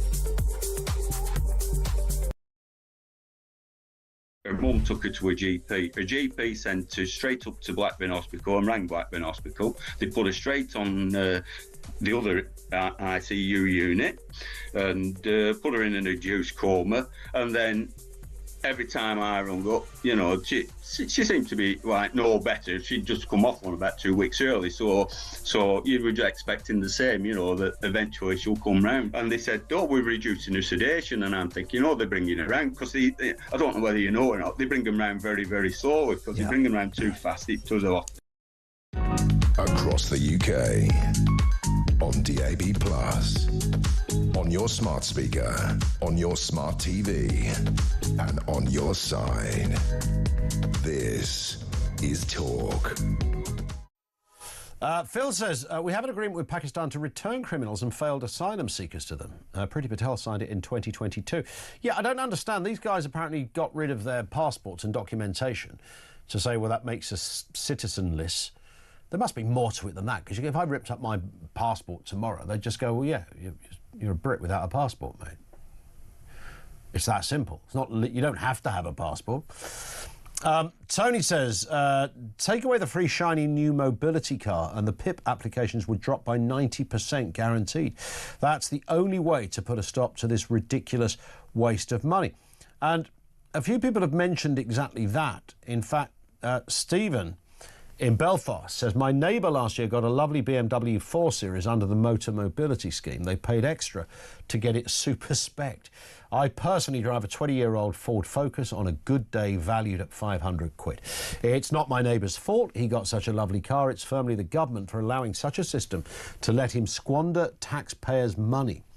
The solution is allocate a single UK-produced car for mobility purposes, allowing a growth in our car production and a uniform car to be given to those in need. If you can afford extras to buy options, buy your own flipping car in the first place. Yeah, good point, Stephen.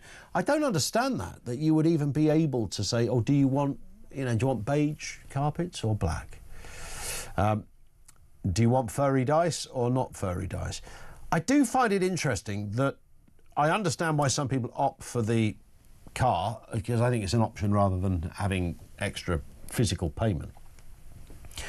I don't know why it has to be a BMW 4 Series, unless they've done some deal with BMW or something like that.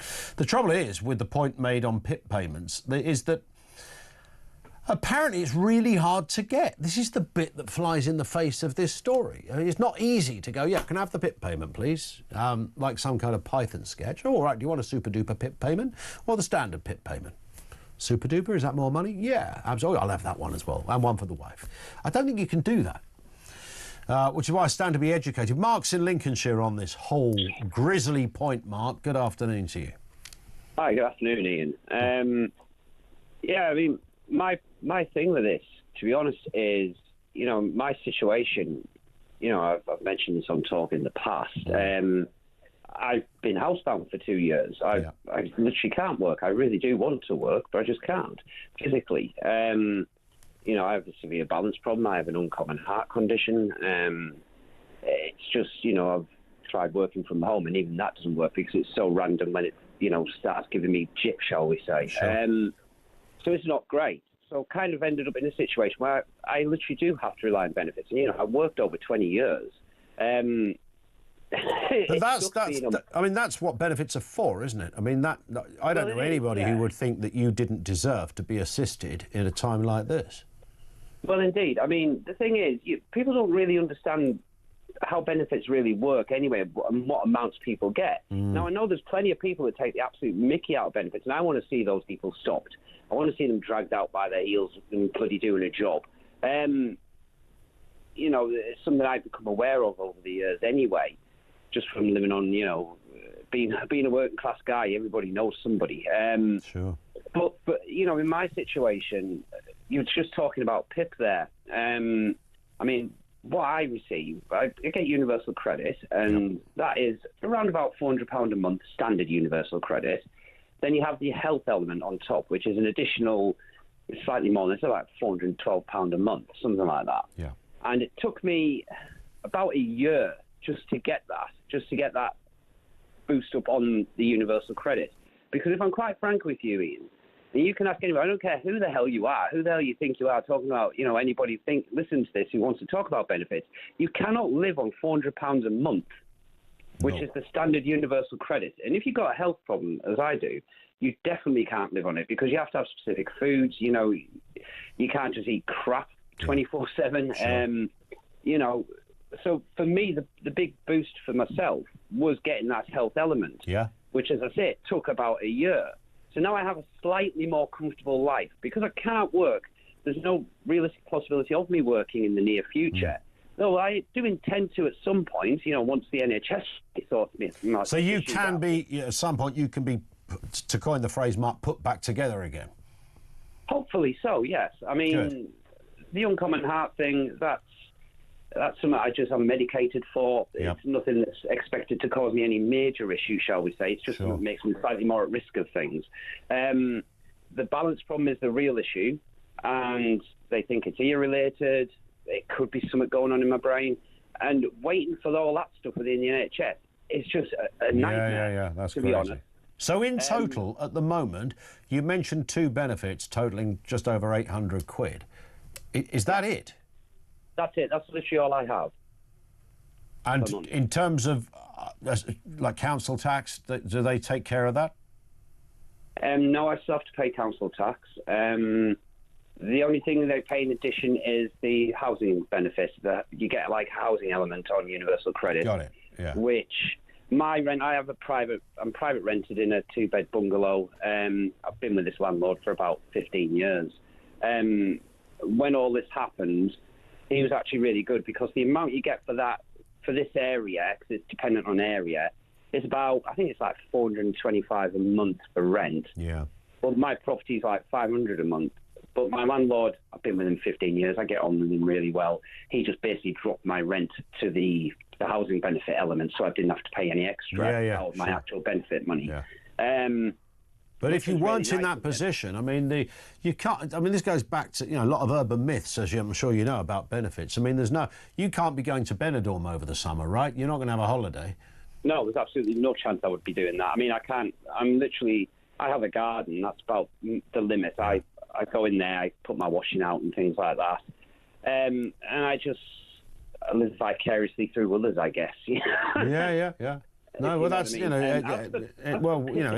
everyone around you chips in, hopefully. But again, not everybody has that option either. Mark, listen, I've got to move, but thank you very much indeed for that. Liam Walsall says, regarding the benefits bill, I truly believe because of the tax burden on us, people think, why should I bother working to give my taxes to people who don't work or deserve it? Migrants as well.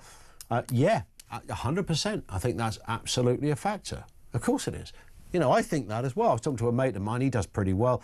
And just the sheer amount of taxation involved. And, you get to a certain place, if you're doing well and you're paying the top rate of tax with everything factored in, you're kind of on over 50%. You're giving half your money to the government. Now, you might be, the argument is you could afford to do that. Well, great that you're in that position. Well, it doesn't mean that the minute you get to a level of financial success, you should therefore have it taken away from you. I think that any government where you have to give half of your money to that government has failed. I think that's a failed system. We should never be in that position. So, yeah, you're not starving, but that doesn't stop you from taking a look in at the system and going, this is ludicrous. The level of taxation. And what are you paying for and what are you getting back? I can't drive down a road that hasn't got several holes in it. I can't join a queue for healthcare without it taking, I don't know, my partner's just, having a procedure in about a month, but that's taken 2 years, probably in total to get to that stage. Something pretty simple as well, but that wouldn't have happened a few years ago. Education, you can keep going down the list. Cost of energy, of course, is right up there. 0344 499 1000. We're going to talk in a moment to Ben Pyle on that story that air pollution is killing 500 of your fellow Brits every week. Do you know one of them that died because of the air? We'll talk more on that in a couple of moments. 2:30, just gone. This is Talk.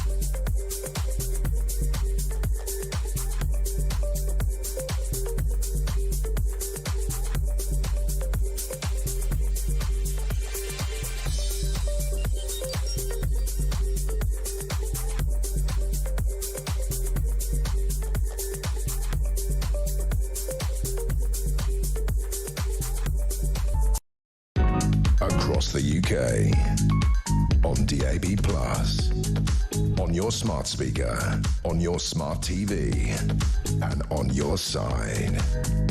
This is Talk. One here, I'm 66, still working, and he gets more in benefits than I take home in a month. It's not right, but he doesn't say who he's talking about. Debbie says, you can also have a couple each claiming PIP, middle or high care rate, and then claiming carer's allowance for each other. So they need a carer, but can be a carer. It's a good point. Yeah, that's... well, Debbie also says, work that one out. That's exactly what I was just trying to do. It's nonsense. And she says, if you want benefits, we want to check your account where money goes on a monthly basis. I think a lot of people just save money, as I know someone whose dad was on benefits but managed to save 200,000 quid. Wow, what, from the benefits? I mean, it must have just been a hand or something. I don't know what kind of sickness you've got. What's that worth? 200 grand just for a few digits. Let's move to this. Air pollution is said to be costing the UK over £500 million a week in NHS care, lost productivity and poor health, with 99% of people breathing toxic air. This is the Royal College of Physicians say that it's killing more than 500 people every single week and damaging almost every organ in the body, even at low levels. Well, this is dystopian stuff, kids. Meanwhile, more than 60 top scientists warn that the Earth could pass that critical 1.5 Celsius warming threshold within just 3 years if carbon emissions aren't cut. I thought they hardly existed anymore. We've cut everything. Chimneys don't exist. People drive electric cars, solar panel. Good Lord. And it's getting worse. What's going on here? Yeah, and I mentioned the 500 people a week had died. You know, I've never met anybody who's, you know, oh, what's happened to your granddad? Yeah, he died of the... What got him in the end? It's the old toxic air got him. I've never heard anybody say that. A man who can help us out on this, Ben Pyle, writer and co-founder of Climate Debate UK. Good afternoon to you, Ben. Sorry, I'm sounding terribly cynical about this, Ben, but I have a funny feeling you might share that cynicism. Yeah, I think both of these reports are quite a lot of hyperbole and not very much science at all. They are linked, of course. About 10 years ago, or certainly around the middle of the last decade, the green blob, as we've come to call them, realized that it wasn't getting anywhere with this kind of global annual ritual of all the world leaders meeting, and that climate policies just aren't gonna wash with voters. So they tried to, the climate agenda has sort of, people have tried to localize it, to try and make it a local issue and to try and make it something that ordinary people are happy to go along with. And of course, that means they've discovered that they can create, rather than creating fear about global warming and climate change, which is very abstract and people have trouble related to it, the environmental movement has repackaged that as air pollution, so as local air pollution. So, you know, the idea is you can't get people out of their cars, you can't get governments to ban cars, but you can get local councils to make car ownership and car use very difficult and very expensive for people, on the basis that you're sort of protecting children or protecting public health. Sure. But on both reports, the claims, the science, it just isn't really there. But in particular, the notion that you can detect deaths, you can estimate the number of deaths that are caused by exposure to air pollution. So what are they doing here? Because I would imagine if the Royal College of Physicians was sitting here, they would have some explanation for their workings out.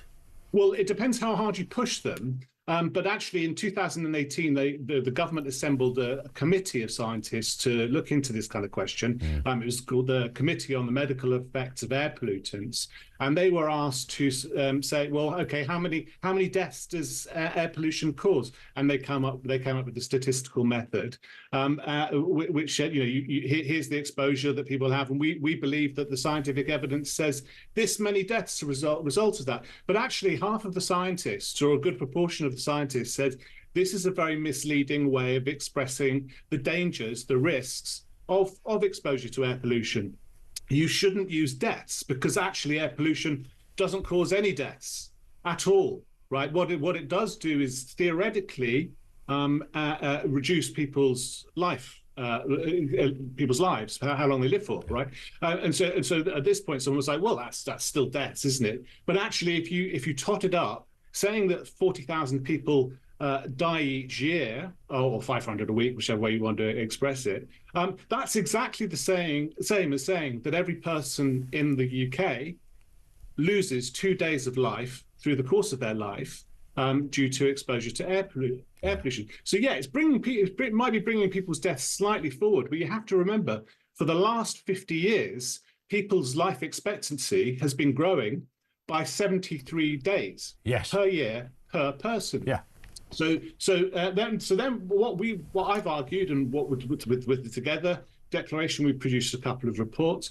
What we're arguing is, well, what is the effect the economic effect of all of this, stopping people using their cars, stopping people getting around, and does that not have a health effect? And it does. And it turns out the biggest determinant of people's health, how long people live for, and how healthy they are, is not how clean the air is; it's how much money they have. Right. There's huge amounts of data on this for every kind of level of every country, every region in the world. And in the UK, it turns out that between about £15,000 a year and £40,000 a year, life expectancy is increased by 6 months for a man for every £1,000 on average that they have in income. So rather than sort of quibbling about hours or maybe days that people seemingly lose their life to as a result of air pollution, we should be, if doctors are really concerned with the health of the population, they should be making these economic arguments. So these, and we have discussed this before, these 500 people, it's a notional. They don't literally exist. It is a statistical construct, as it were. It's exactly the words that scientists who are being honest use. They call it exactly a statistical construct.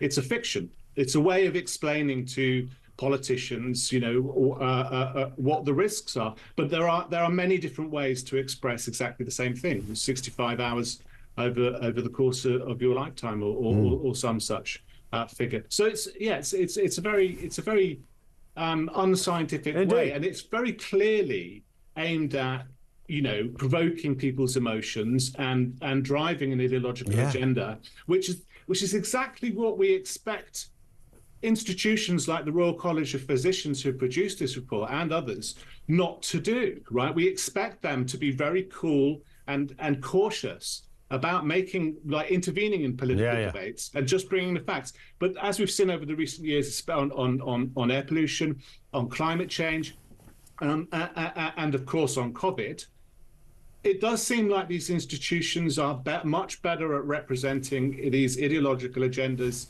than they are to help people understand the science. And that's a real shame, and I think it's quite dangerous. And you'd have to assume that if you look at, life expectancy, as you say, it's increased year on year. If you went back to, I don't know, the Victorian times or something like that, certainly any time post the Industrial Revolution, then toxic air would have been a much bigger factor in premature death, if that's the way you want to look at it. But also, could you not just throw in, let's give these physicians a benefit of the doubt here.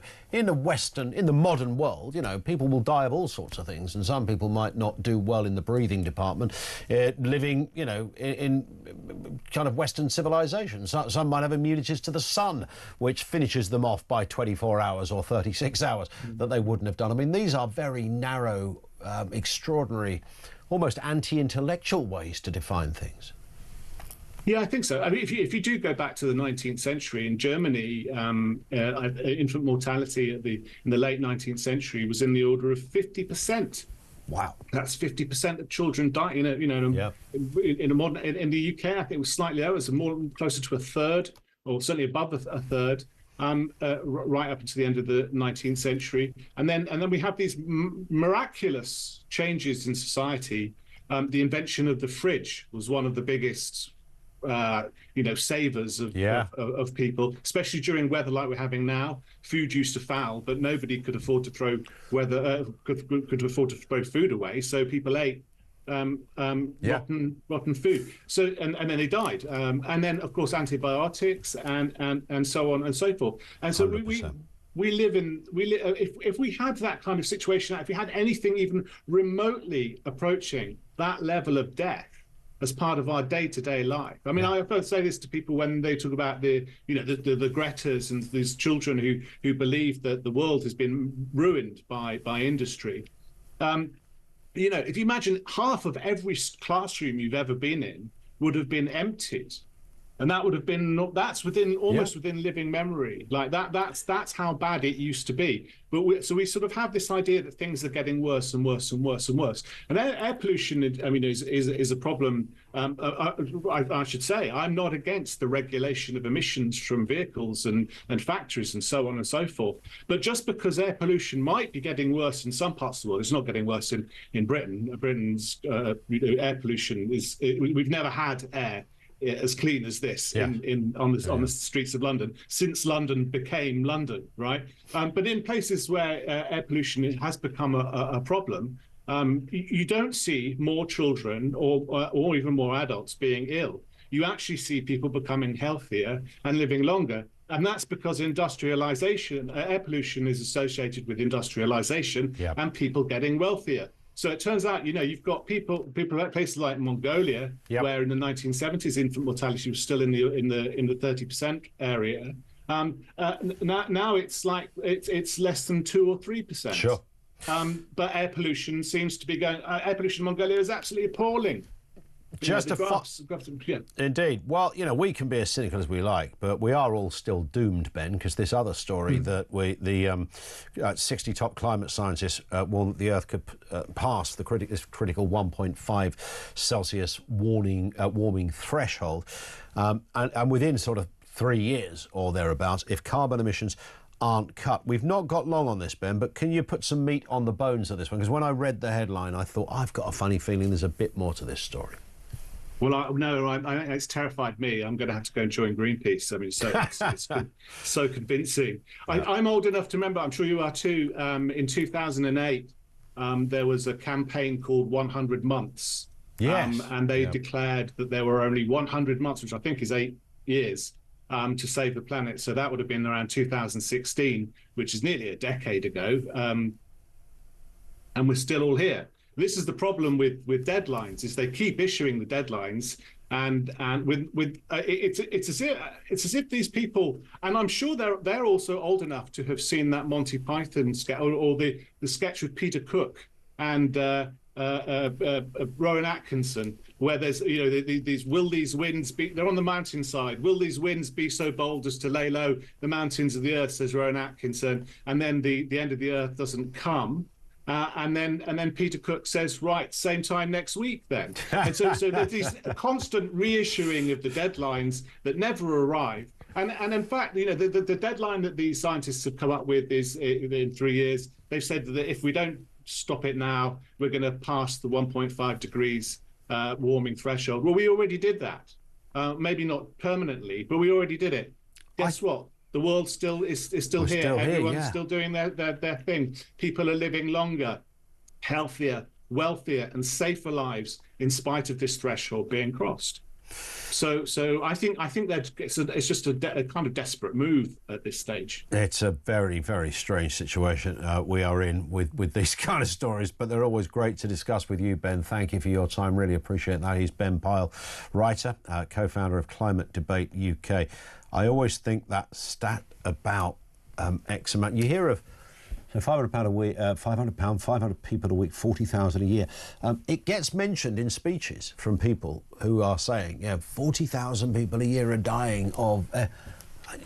No, they don't actually exist. What they're saying is you add up all of the hours, so you might die 48 hours premature because you've lived a life in an area where air pollution might not have, you might have had a very vague effect on you. You might have had full-blown asthma, although I think I'm right in saying that links with asthma and air pollution are a pretty tricky correlation, medically speaking. Nonetheless, you take the point. So it's statistically, you've died 2 days before you would have died if there was no toxicity in the air. And if you add up all of those 2 days, you end up with 500 people a week. So it's just a notional idea. It's not actually real, which is why you never meet someone whose granddad just died of toxic air. Never happened. A bit like heavy electricity. One for the pop culture fans there. 0344 499 1000. Back with more from you coming next on Talk.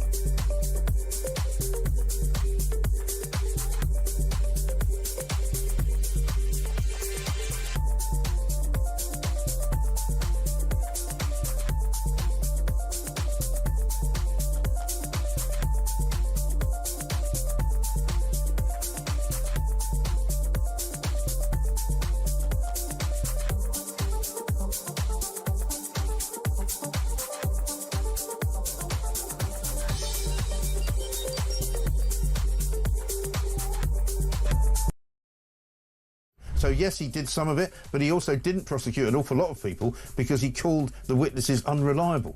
And so they didn't go through with the prosecution. So an awful lot of people, an awful lot of victims were left without any justice under Keir Starmer's reign. And that, to me, on a human level, is one of the biggest and most heinous things about this, because this was working-class girls, maybe from fractured families, maybe with some issues, socially, some of them mentally. in care. Some of them from care, with no support network at all, who have been used and abused, and society has turned a blind eye.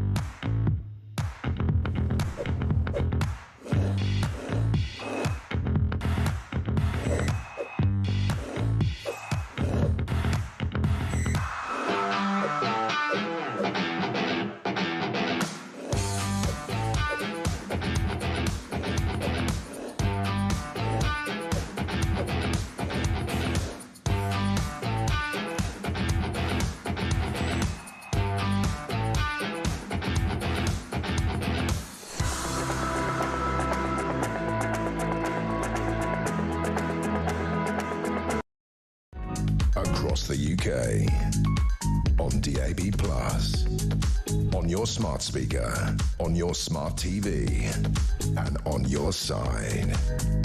This is Talk. Just gone, or just coming up to 5 to 3. Don't go away, Michael in London. Back with you in a second. Voice of Doom. This is day 6 of the mystery voice, the political mystery voice. You are looking for, on this occasion, the only clue I've given is a former MP. Could have been a cabinet minister, former MP. Won't tell you which party yet. Here's the voice. I can't guarantee that. I reckon this could run for, I'm not kidding when I say this, I reckon that would run for a year. I think that it's such a vague, it's sort of, you think I know who it is. It's a bit generic, but it's kind of not. It's not Michael Howard, I can tell you that much. Don't guess Michael Howard, because it's not him, nor is it Angela Rayner, all right? And believe me, people have guessed that name. Here it is again. I can't guarantee that. 87222, if you want to have a crack at this. 87222, if and only if we get a right answer, we reveal all on the other side of the news at 3 o'clock. If we don't, it rolls over to tomorrow. Here it is one more time. I can't guarantee that. 87222, who's that then? Back to your calls. Michael, down in London. What have you got for us, Michael? Good afternoon. Good afternoon, Ian. I think we're approaching the benefits in the wrong way. Yep, go on. I think we've got to realise that people that receive benefits technically are employed by the government. Yeah, you're kind of a civil servant in a way, right? Yeah. I mean, I think the simplest solution to it is 30 people turn up on a Monday, they're taken out and they're put into a work programme, i.e. filling the roads, getting the rubbish off the streets, cleaning up the parks, whatever. And after 6 weeks, people that don't turn up, are shirking. People that do turn up, let's help them people to get jobs. Because they seem to be willing to turn up 5 days a week. Let's say to people, you've got to do 10 hours every single week to earn your dole money. Even if, it's interesting, those kind of, there's all sorts of suggestions like that. I heard somebody called Julia earlier and was saying, why do we not have a kind of card system for benefits? I mean, people used to talk about it being vouchers, and that was always seen as fairly undignified. If you were a genuine person who really needed help, the idea of going into the co-op with a load of vouchers wasn't good. I'm going back to a time years and years ago. My father was an Irish immigrant to this country. He came over here, and from the day he came over to the day he died, he worked and he worked and he worked. And it was a disgrace to go and claim. Agreed, but what is the question seems to be, Michael, this seems to be the centre of this discussion.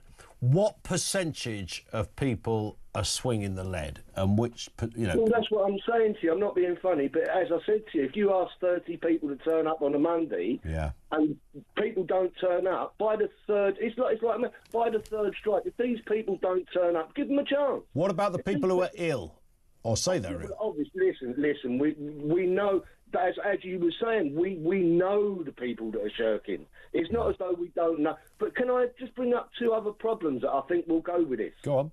Number one is I think the youth of today see the benefit system as a way of life rather than a bridge in a gap between two jobs. Okay. I think the people today have got to be educated on where the money does actually come from, because I think a lot of the youth of today and a lot of people my age think that the government print this money up and then just hand it out. They don't realise that people go to work and before they get their money, there's 25% or roughly taken out of their pay, and they've got no choice. Before they get their money, they give you their money. That's exactly it. What was the second point to add, Michael? Well, you've got a lot of people now that are not being funny. You shouldn't even be allowed to claim benefits. But the big problem you've got is if you do take these people off the benefits, number one, I don't think they're capable of working.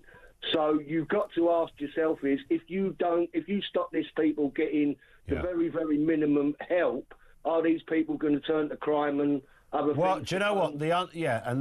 I've heard this said before. You know, the only thing worse than a lazy old git with a gyro in his hand is a lazy old git without a gyro in his hand, and that's the problem. You might end up, and that's where governments are cutting. They're kind of in a pincer movement, right? But I mean, I'm not talking about the majority of them, but we are talking about a section of people that claim benefits who subsidise their benefits with other nefarious means. Yeah, that's also true. If they cut their benefits down, are these nefarious means going to increase? But then listen, great call. Michael, thank you very much. You get back to my point about left-wing Lisa, who I was talking about, mates of mine from years back, who would argue, these people do exist. There is the lazy git, there is the man with a fictitious bad back, but they're so small in number that it wouldn't even touch you. You'd be staggered if you got rid of them all. All of them tomorrow, bang, gone. That benefit bill would hardly look any different. Is that true or false? What is the deal on that one?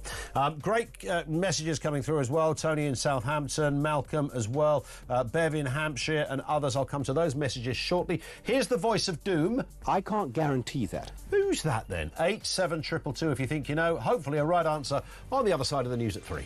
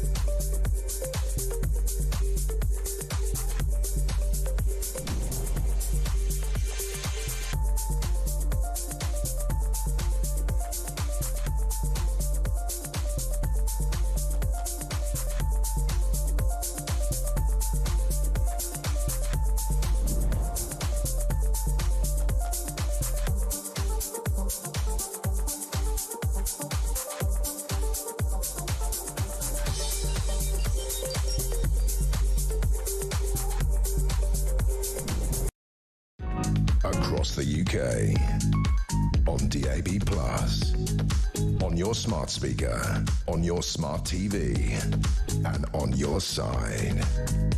This is Talk.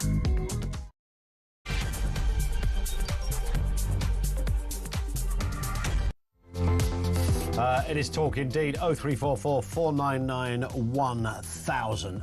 We had a slight, technical hitch there during the news. We'll address it, sort it, and the next news bulletin will be all fine and dandy. There you go. The powers that be are trying to work out what happened there as we speak.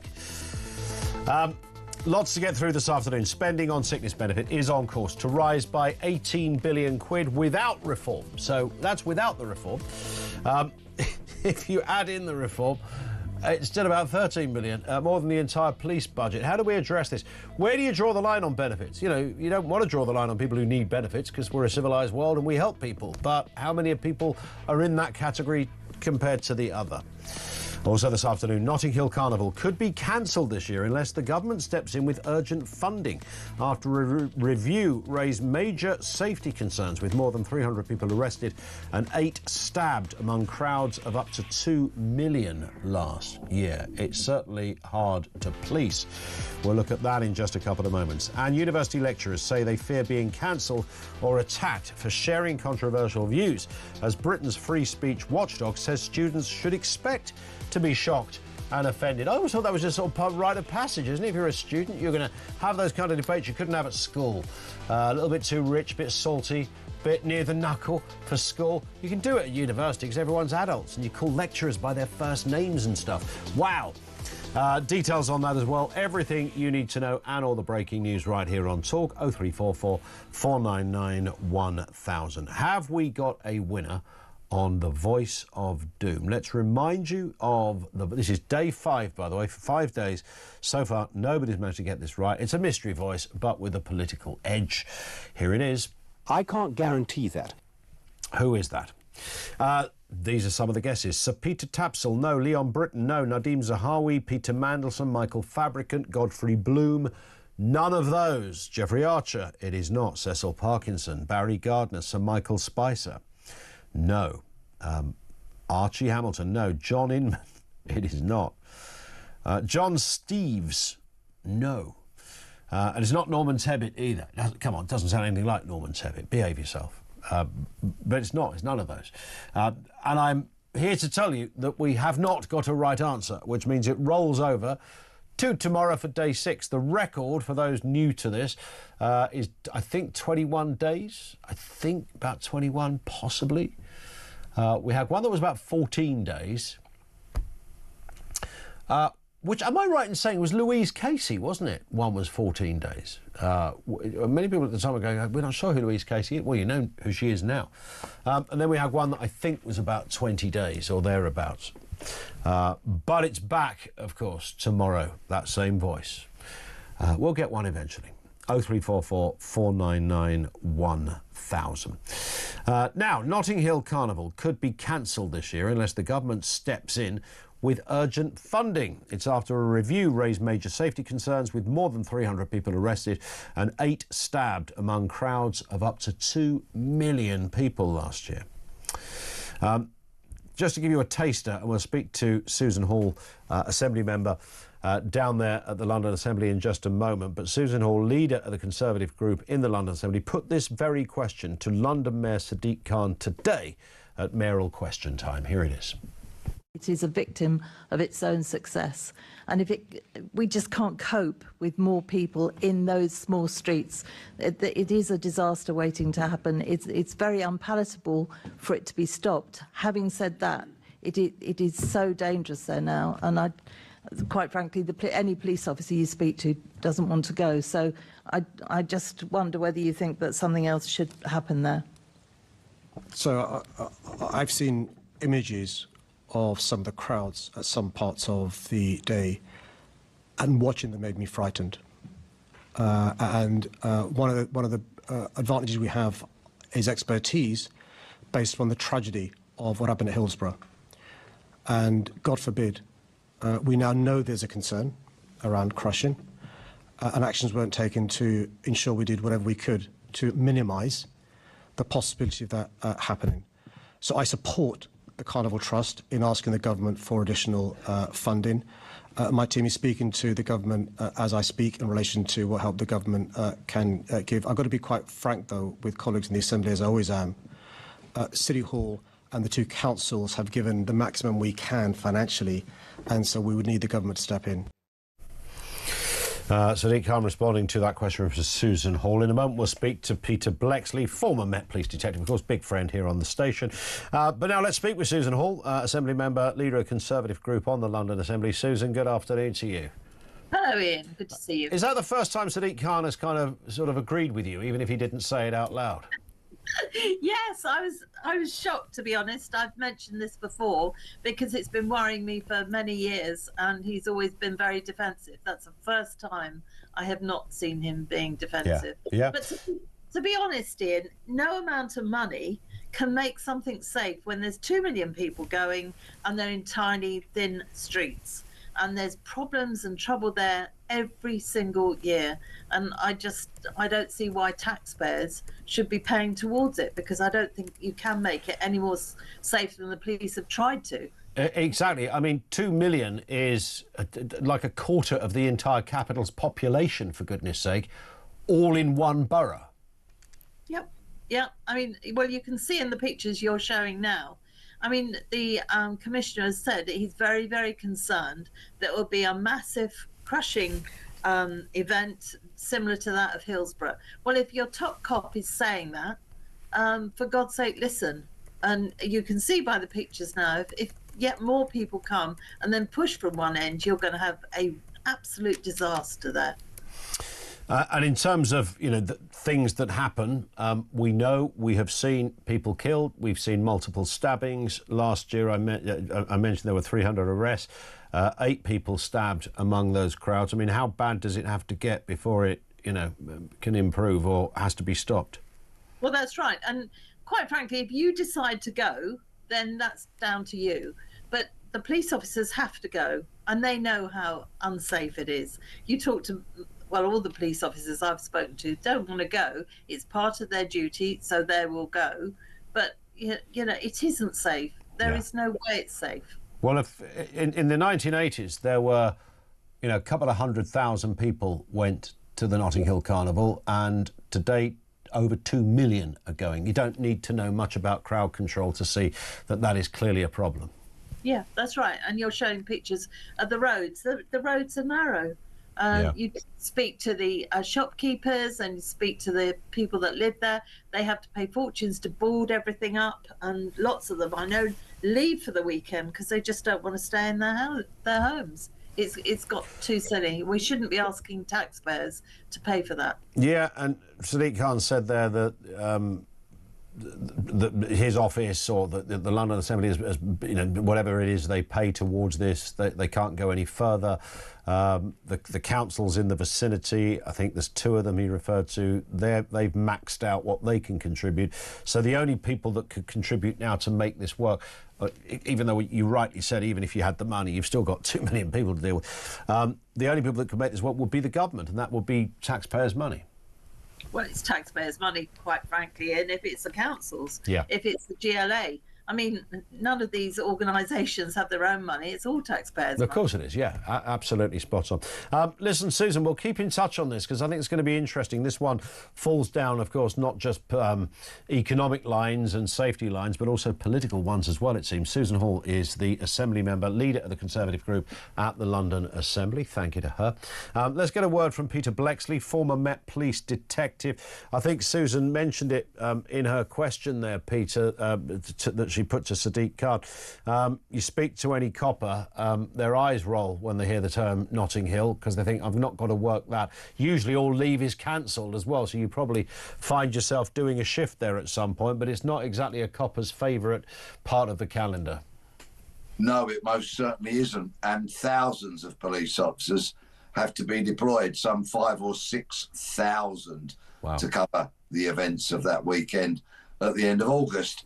But people that really do know about the prospect of mass casualty events are the Commissioner of the Met, Sir Mark Rowley, and the man who is now his deputy, Matt Twist.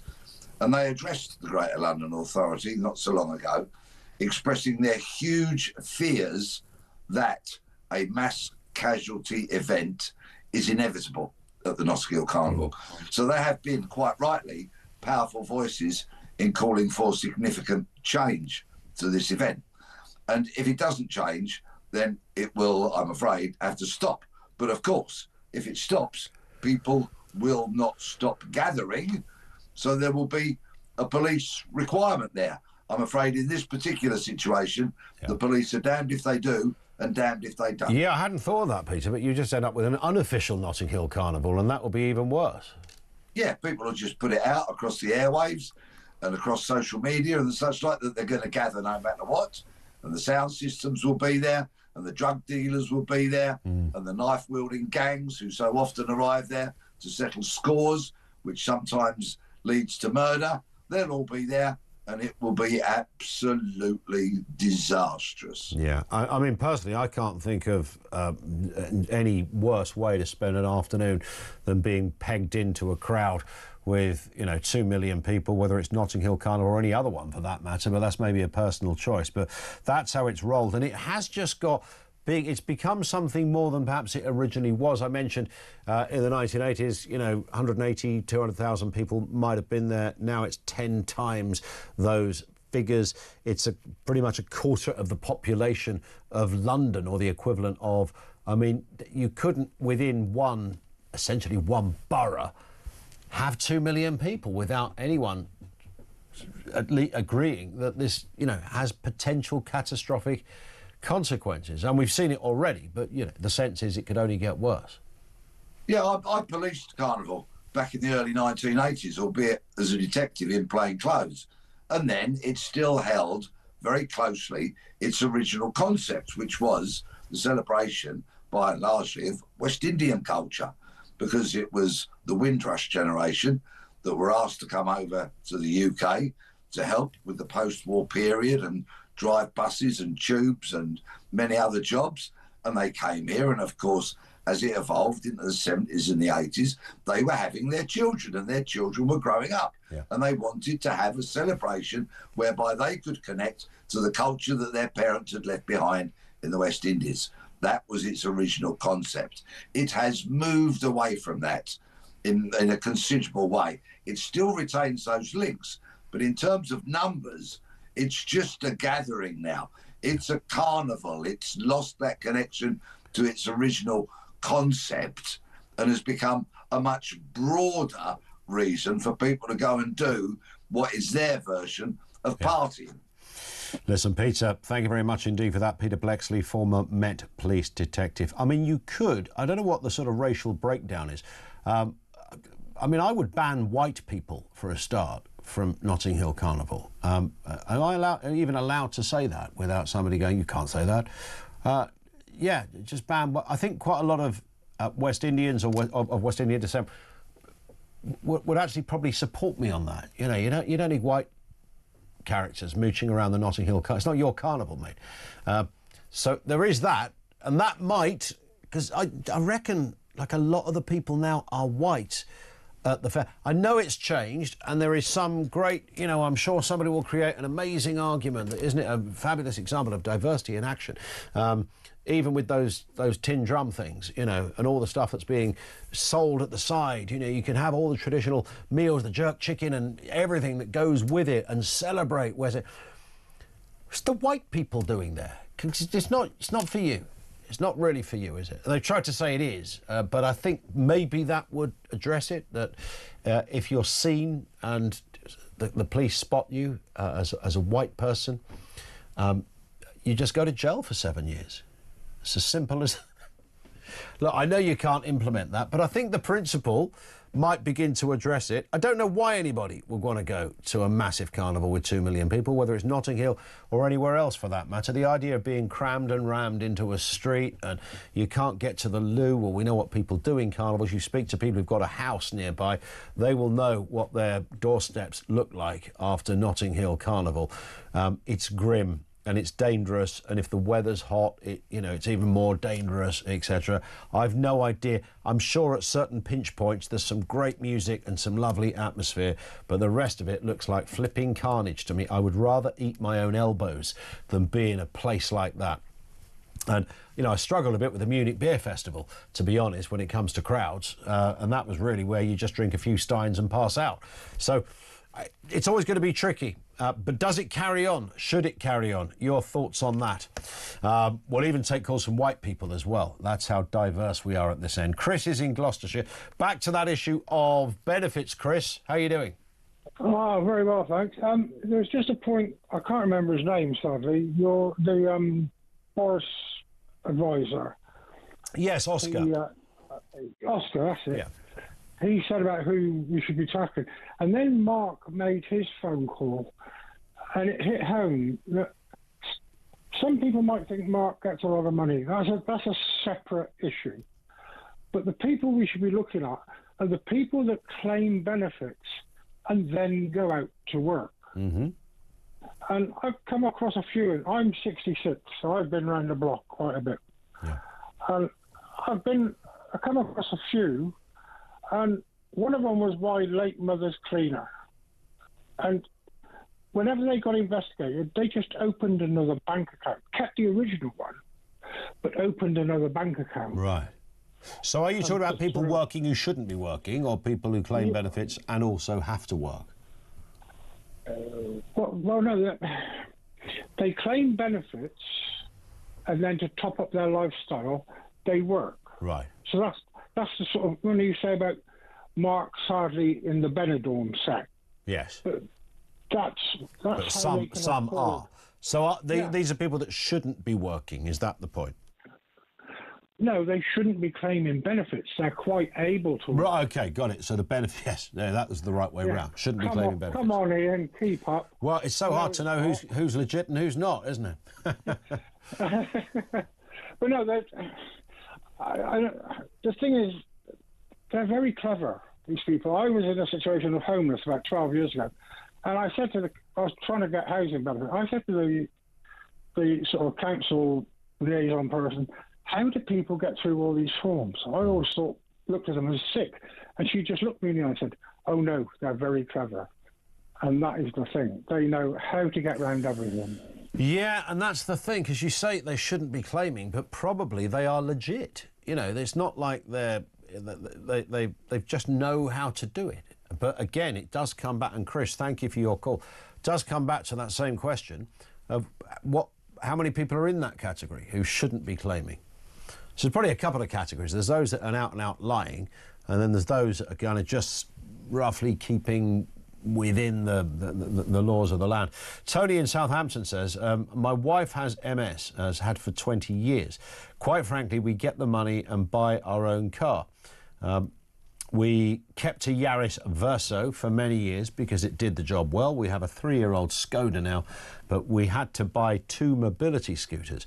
Built a wet room, moved to a suitable house. My wife was medically retired, brackets sacked. I had to leave my good job at 53 to be a carer on £4,200 a year. During COVID, I had no other income due to immune suppressive meds, says Tony. And there's a great example and a disturbing example of somebody who's doing something legitimate, and the rewards are not fantastic. You're not retiring on those kind of figures. And this one from Bev, who says, I get a bit fed up of people commenting and lumping all of those who claim PIP together. My husband has been a wheelchair user since 2015. He has a life-limiting muscle wasting disease. He has a mobility car, but we have to choose a large car in order to fit his electric wheelchair in the boot, without me having to take it out and take it to pieces.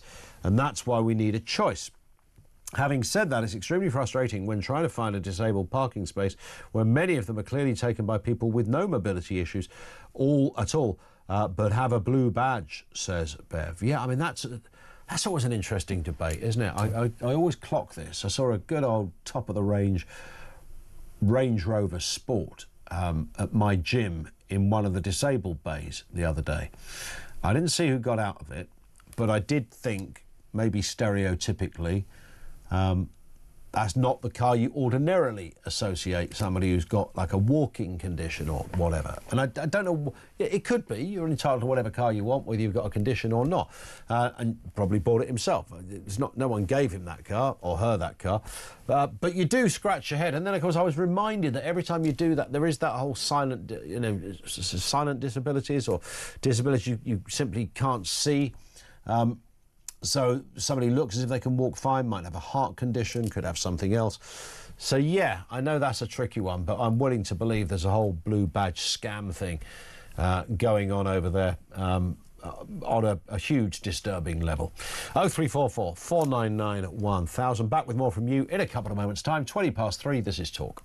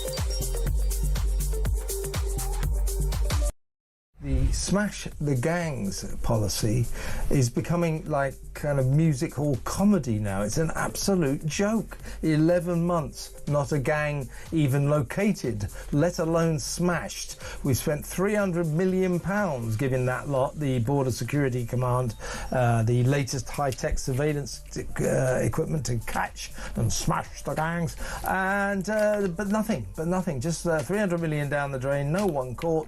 It's the wrong strategy. You got to stop the migrants, never mind the gangs. Across the UK, on DAB+, on your smart speaker, on your smart TV, and on your side. This is Talk. One in from No Name Given, who says, nobody seems to mention that if universal credit recipients work for no more than 16 hours per week, they get their full rent paid by the government, plus a whole slew of benefits. My mother's carer, who was from Jamaica on a visa, took great delight in telling us that she hardly paid anything in living expenses, and her rent was £1,600 a month in London. She told other carers how to do the same. They're not even people who have been granted leave to remain. It doesn't say who that's from. I'd be interested to know how, because I can hear people shouting at their radio going, yeah, right, I do 16 hours a week or just less, and I get jack for me troubles. Let's go to Anthony in Manchester. Anthony, what have you got for us? Hi. Hi, Ian. I'm a visually impaired actor, theatre director, so I work, but I'm also on universal credit. I'm also on PIPs, being visually impaired. Sure. And I also get something called access to work, which again is there to support disabled people into work. Sure. And when it works, it's brilliant. When it doesn't work, it's a nightmare. And I've had it both ways, where it's been brilliant and where it's been a nightmare. And to the previous caller, genuine disabled people, they, like myself, get so frustrated when people try and rig the system, because it affects us Sure. just as much as everybody else. And it might just be my paranoia saying this, but I genuinely I can only come to the conclusion that they complicate things so much that they make it so difficult to actually get onto, whether it's PIP, whether it's UC.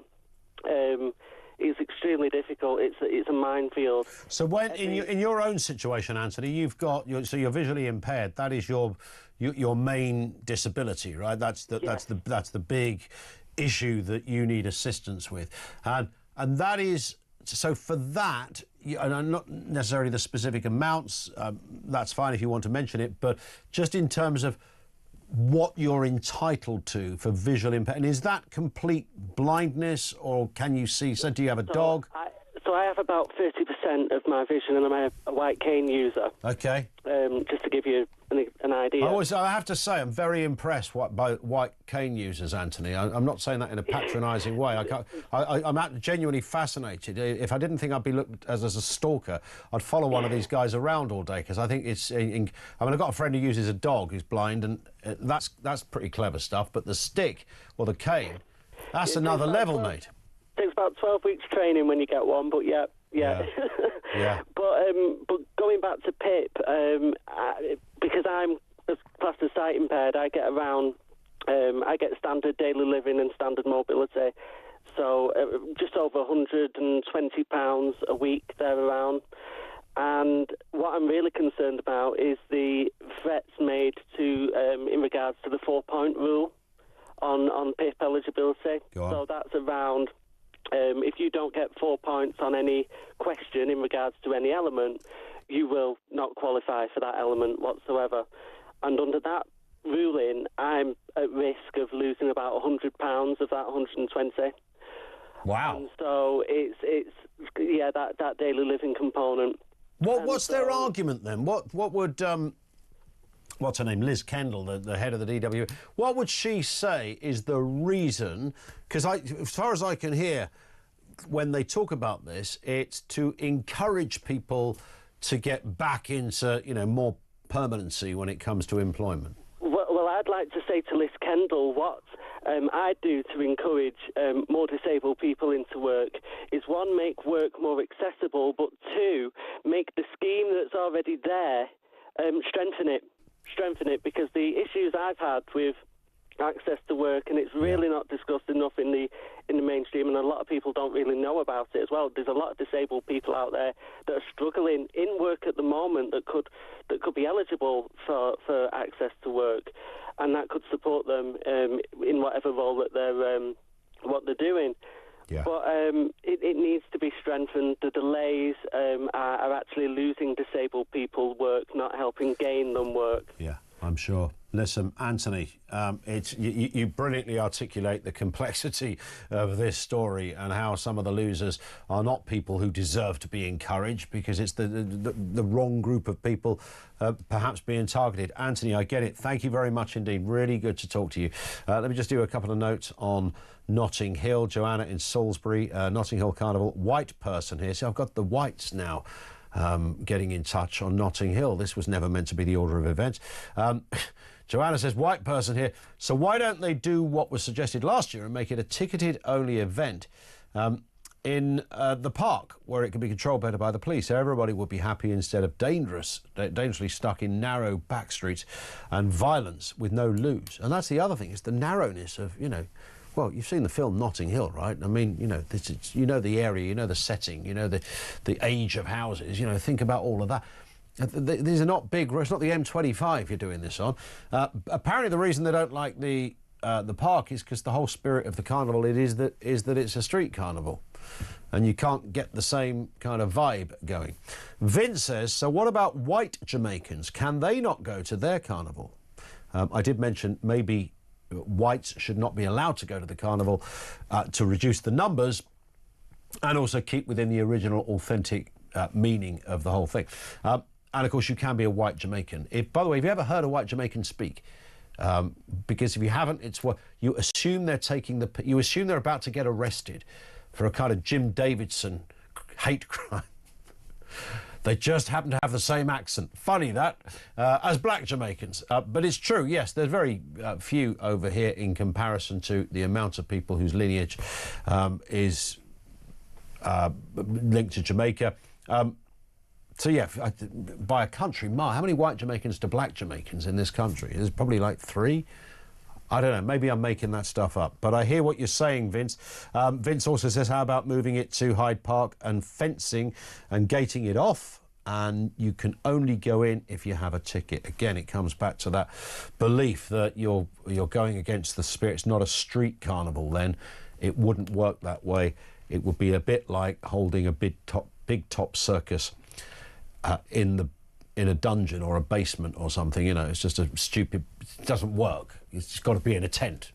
Notting Hill Carnival's got to be in a street. I think that's the thinking. But it might be the only answer, because it's pretty dangerous to stick 2 million people in a few roads and think there couldn't be any trouble. 0344 499 1000. We're going to talk about lecturers in a second. Lecturers scared of getting cancelled, but also some interesting advice from the Office of Students as well, and that issue around not being offended if you are going to university. It's a basic element, isn't it, surely? You're going to go to university, you're going to get involved in some debates and discussions, you might get offended. Who the hell cares? More of that coming up next.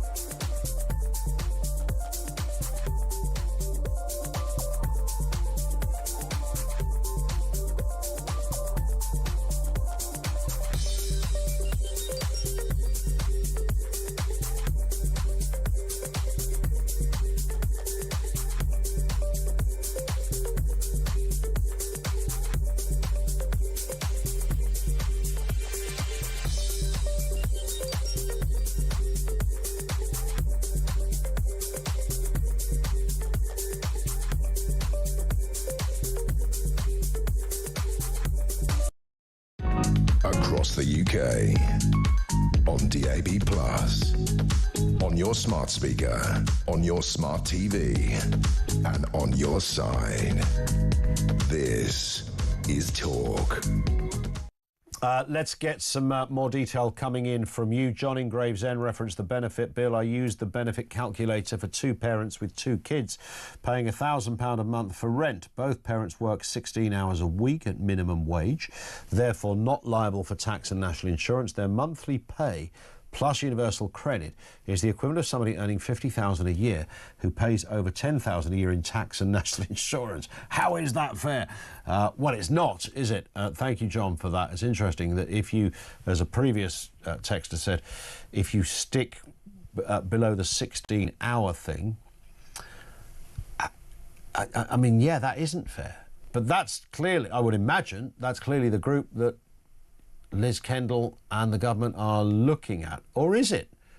Because life is so bizarre and upside down, bizarre and upside down, that you'd be forgiven for thinking actually people like that aren't going to be touched in this new re-rigging or reworking of the benefit system. Now, lecturers say they are afraid of being cancelled or even attacked for expressing controversial views in the classroom. I mean, this is outrageous. A new report from the Office for Students found that 1 in 5 felt pressure from senior staff to avoid offending students. Meanwhile, students themselves were told to expect material that could shock or offend. So there's some good news there.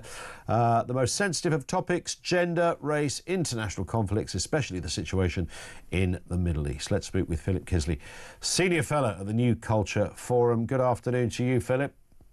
Hi, Ian. How are you? It's great to see you again. Yeah, and good to see you as well. I mean, these are subjects that we really, in a sensible world, we shouldn't even be talking about this nonsense. But, of course, we have. That's why you guys at the New Culture Forum do great work, because of the insanity that seems to be growing around us. The idea that lecturers are scared to, form a view or a controversial proposition because they might get cancelled. I mean, how did we get to this place? Surely I would employ the lecturer who's likely to be controversial. Yeah, well, I've been there. I know all about it. We're looking at 1 in 5 here, Ian. 1 in 5 academics are frightened of talking about controversial things. Now, I think it's really important to understand what controversial things are in universities, okay? It's things like thinking that there are two sexes, and it's things like thinking that Israel has the right to exist. Those in our universities, this is how crazy it's got. Those are controversial things. Now, that just goes to show how far our universities are from insanity and from ordinary people. We got here, I think, Ian, because we've talked about this before, haven't we, with this fetish for identity politics, and you can really map it from about 2015. It starts with Me Too and everything starts going a bit crazy. Then you get BLM. Then everybody gets locked down and lots of men start thinking they're women, and you get the trans stuff happening. Trans activism goes on steroids. Then there's the environmental stuff, and now, for God's sake, it's Hamas. We're looking at that. We're looking at we're looking at people supporting terrorist organisations there. Now, one Russell Group University, at least one, had to put a notice on its website that said Hamas is a proscribed organisation. This is to students. It's a proscribed organisation. You must not support them. This is how crazy it's got. Yeah. So all of that stuff is free and open, but if you try and push back against any of that, then you're cancelled, you're closed down. Now, these academics were not just frightened, they were frightened of physical attacks as well. So that's how dangerous it is. Wow. And it's interesting that sort of gender and race at the top of that. I mean, there's much more important subjects to get animated about than gender. How this one found itself as an A-lister on the list of things that trigger or fire up students' minds is bananas. But it seems, I guess, to some students, particularly of a certain political persuasion, it makes them feel like they're involved in a kind of the 21st century equivalent of sort of Martin Luther King battle for equity and fairness. It probably sits in that bracket. They think they're fighting for something that is a just cause and a human right. I can't think of any other reason why people would start talking mumbo jumbo and nonsense. Yeah, it's something that they want to cling on to because they want to feel they're at the vanguard. They want to feel they're at the barriers. Yeah. They want to feel they're important as well, and they want to feel as though they've got some kind of meaning in their life. I think that all of this stuff is the list that I gave you before. It's all essentially the same thing. It's all back against heteronormativity, whiteness, the West, Britain. It's hating all of those things. So you can track it back to the long march through the institutions where this stuff just becomes absolutely normalized. And we've been feeding this poison to our young people in schools, in colleges and in universities for decades now. But you pour it together, it's like pouring two chemicals together. You know, you pour all of this stuff together with social media and exposure and this fetish for activism and narcissism, and then it becomes really, really dangerous. I mean, when I was working in the sector, I've talked about this before. I was the victim of a campaign of Islamists, and they had posters of me all over the campus with my name, Philip Kissley, a distorted picture of my face, you know, like that, and Philip Kissley is Islamophobe. Now that is kind of quite scary, and that's dangerous stuff. Kind of thing starts happening, you do have to kind of take care of yourself. So I think these are a lot of it as well is people not on campus coming into campus and being activists in that kind of way too. Well, and is it getting better? There is a little bit of meat, Philip, and I might have this wrong, and maybe it's just sort of hopeless optimism. There is a sort of a slight sense, and I don't think it's just since the Supreme Court ruling, that's a big factor in this, that we might be turning a corner on this nonsense. And, you know, interesting to hear that students are themselves being told to expect material that could shock or offend them. I was really happy to hear that. Yeah. You should do. Universities should be a marketplace of ideas. You should be offended by ideas. You should be able to push back on these. You should be able to argue against them. That's how you construct arguments. I think you're right, Ian. I think something is changing, and it's not just about universities. It's about the broader picture as well. I noticed this yesterday. I even tweeted about it, actually. This whole thing about Pride Month that was actually a religious cult a couple of years ago seems to have really died down now. I'm only semi-aware of it. I was in Marks and Spencer's the other day and there was a Pride thing there, but that's pretty much all I've seen, really. So I think part of this is fashion as well, isn't it? Young people latch onto these things because they're fashionable, but I think they're becoming pretty unfashionable now. One, because they've been around for such a long time, and two, because they are absolutely the emblems of the establishment. Of course. There's a wave of young people who are really pushing back on that now. So I think some of this is beginning to turn. Also, I think things like all of the stuff around the rape gangs, all of the scandal that's just come out with the report, the Casey report, all of that kind of stuff. We're beginning to see how identity politics, political correctness is really poisonous and really dangerous, and people are beginning, rightly so, to be frightened of it. We need that fresh air of free speech, free expression, again, to push back on all of this stuff that we've been terrified to talk about for the last 10 years or so. Because those of us who have, you know, we've just been called racist, we've been called Islamophobic, we've been called transphobic and all of that kind of stuff. And no, we're actually really talking about very serious things with very serious consequences. And if we look at what's been happening with the rape gangs, that's an extension of exactly the same thing. So people are now pushing back because they know they have to. We are on some kind of precipice. Things have to change. There needs to be some kind of, I don't know what you call it, a conservative revolution, I suppose. I don't mean intellectually. I don't mean people going out onto the streets. I mean pushing back with ideas and changing the ethos. And I'd like to think that. And, you know, of course, it's a rite of passage as a student to be, you know, for your views to be perhaps fairly new to the debating scene, so there's a level of naivety, or even if you really believe it. I don't have a problem with somebody who hates Israel. Good for them if that's their view. If they hate everything, I have a problem with somebody who seems to think Israel are the bad guys and Hamas are the good guys. That's a whole different thing. You know, you can have views that are weird and wacky, and, you know, let it rest there. But for some people, they like the idea for some reason. There's almost the bullseye of these arguments is to get somebody to encourage somebody to lose their livelihood over it. That seems to be the sort of totemic result. Yeah, great, the lecturer got fired. Yeah, there's a sense of mob mentality about it as well, and there's a kind of fetishization of violence almost. You know what I mean? You do feel unsafe in these places, but again, it's coming back to yes. You can be confronted with crazy ideas, and I think that's good. But you've got to have the right to speak back. That you've got to be able to kind of say, well, actually, no, I don't agree with that because of this, this, and this. And I remember one institution just after October, in the aftermath of October the 7th, one institution had a session for undergraduates that was called, I think it was called something like Palestinian Performance and Resistance. This is after October the 7th.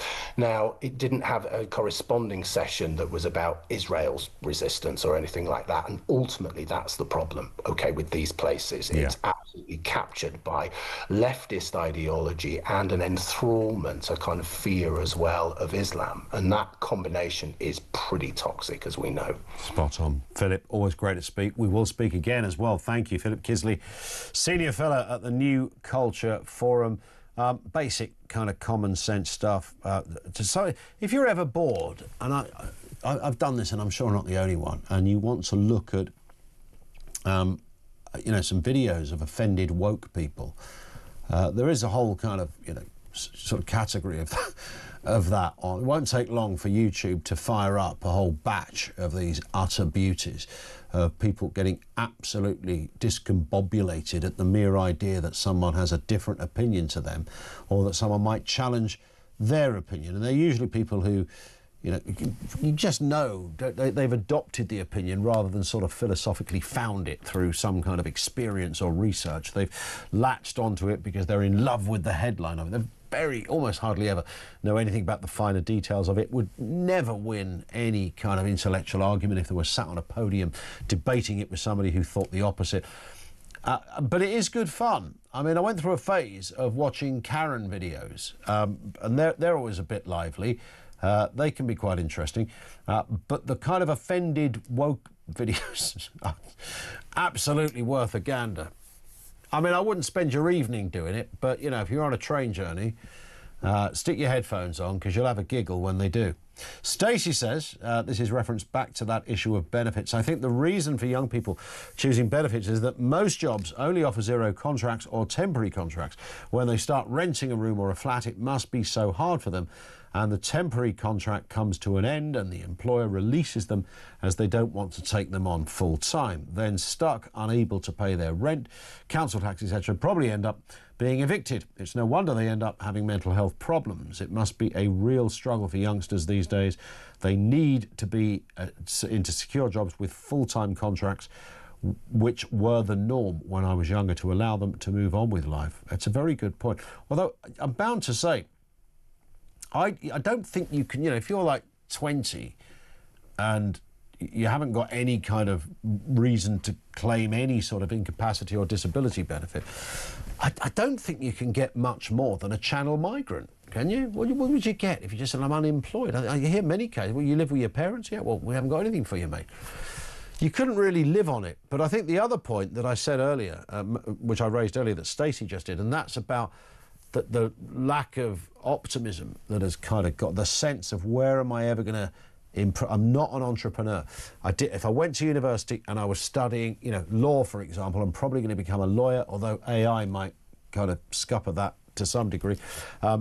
If I'm doing medicine, probably a fairly safe bet for a job, you might think, then yeah, I'm going to have something. So I've got those sort of qualifications and they're quite specifically attached to certain professions. I might do all right, but if I haven't got that and I've got to just get a standard job, that job might not offer any kind of hours, as Stacey said, and then I'm gone and I don't know, how do I ever, I'm thinking 10 years ahead, can I improve? I won't ever be able to improve it either, because there's no chance that I'm not qualified. I don't think I'll ever get a bigger qualification than I've currently got. So yeah, I can work in Mackie D's, I can work in Boots, I might get a job, I don't know, delivering something or whatever. It's never going to provide the kind of stability that you might have got even as recently as the 1980s or 90s, for that matter. Leonie is in Croydon on the issue of benefits. Leonie, good afternoon to you. Hello, Ian. How are you? I'm very good, thank you. Nice to have you with us. What are your thoughts? So I'm really torn on this, Ian. I am absolutely torn because I have always been so frustrated by the level of people who seem to be able to claim their bad backs mean they can't work, yet they ride a motorbike at the weekend. There's so many stories. We've all seen them. We've all seen it happen. My daughter was born 5 years ago. Around the 2.5, 3, we knew something was really, really wrong and very different with Lily. I've had to fight tooth and nail to get her the support she needs. It's a full-time job, I'm not going to lie. And I work full-time. My husband has had to pretty much stop working apart from at weekends. Wow. Because he has to be around for our daughter for when she can't be at school, when school sends her home. Yeah. And what is she? I don't think it's, unless I missed what you said, Leonie. I don't think I heard you say what the condition was your daughter had. So she's got severe autism, and she has got multiple other complex learning difficulties. Right. Okay. So she is a 5-year-old in a 7 or 8-year-old strength body. Wow. With the understanding of life of a 15-month-old. Yeah. So taking her out is, I have an older son as well. He's 12, soon to be 13. Family events, taking her out for family days out are incredibly challenging. Sure. We applied 23 weeks ago for a blue badge for her because she is totally unaware of dangers. She gets spooked by cars, she drops her hand and she bolts. So she is really at risk. She has a PA and a taxi that takes her to school in the morning, but she cannot for a second. So if we go out for the day, she's in her special educational needs chair, for example. We were told we should have heard by a few days ago whether we were going to get a blue badge for her, just to make sure that we could safely take her out. They asked for risk assessments from the school. Reading the risk assessment, honestly, Ian, I cried. I absolutely cried. The way they talked about my daughter was utterly heartbreaking. But we are where we are. Yeah, I understand that there are people taking the mick, but there are also people that you wouldn't necessarily look at Lily's face and see it. But I promise you it's there, and I won't take her out on my own, Ian. I won't, because I don't feel I can physically manage her. Wow. And we are not in a position where we are getting the support that we need. I need a place where I can park the car, where I can get her chair next to her, open the door and get her safely into her chair, because she will bolt or run towards the car. I want people to just try and show a bit of compassion. I know there's people really, really taking the mick, but there are some families. I've got a company car, so it's a nice car. It doesn't mean I'm well off. I am not. I'm the only one really bringing in money when my husband is desperately trying to pick up everything else that needs to happen. And sorry, Ian, it's really hard. It's really hard. Yeah, and that really addresses, I suppose, that issue when you hear people go, it's easy to get benefits and stuff. You clearly know that in situations it's anything but. And do you know what? And Leonie, I've got to move for time, but thank you for calling. One of the headlines that loads of people have mentioned this afternoon is, why is it the people that really most need it don't get it, and those that don't need it very much seem to get it? I don't know whether that's just the way we project onto these stories, but when you hear a story like Leonie's there, I mean, that is just heartbreaking, And I know a little bit about kids that have got additional needs and stuff, perhaps not to that level. Within my own circle of, I do actually know some people, and I understand. I've got a friend who's, got a child with very similar issues, a little older, and it's, your day is fully consumed. Even if you're at work, it's fully consumed. 0344 499 1000.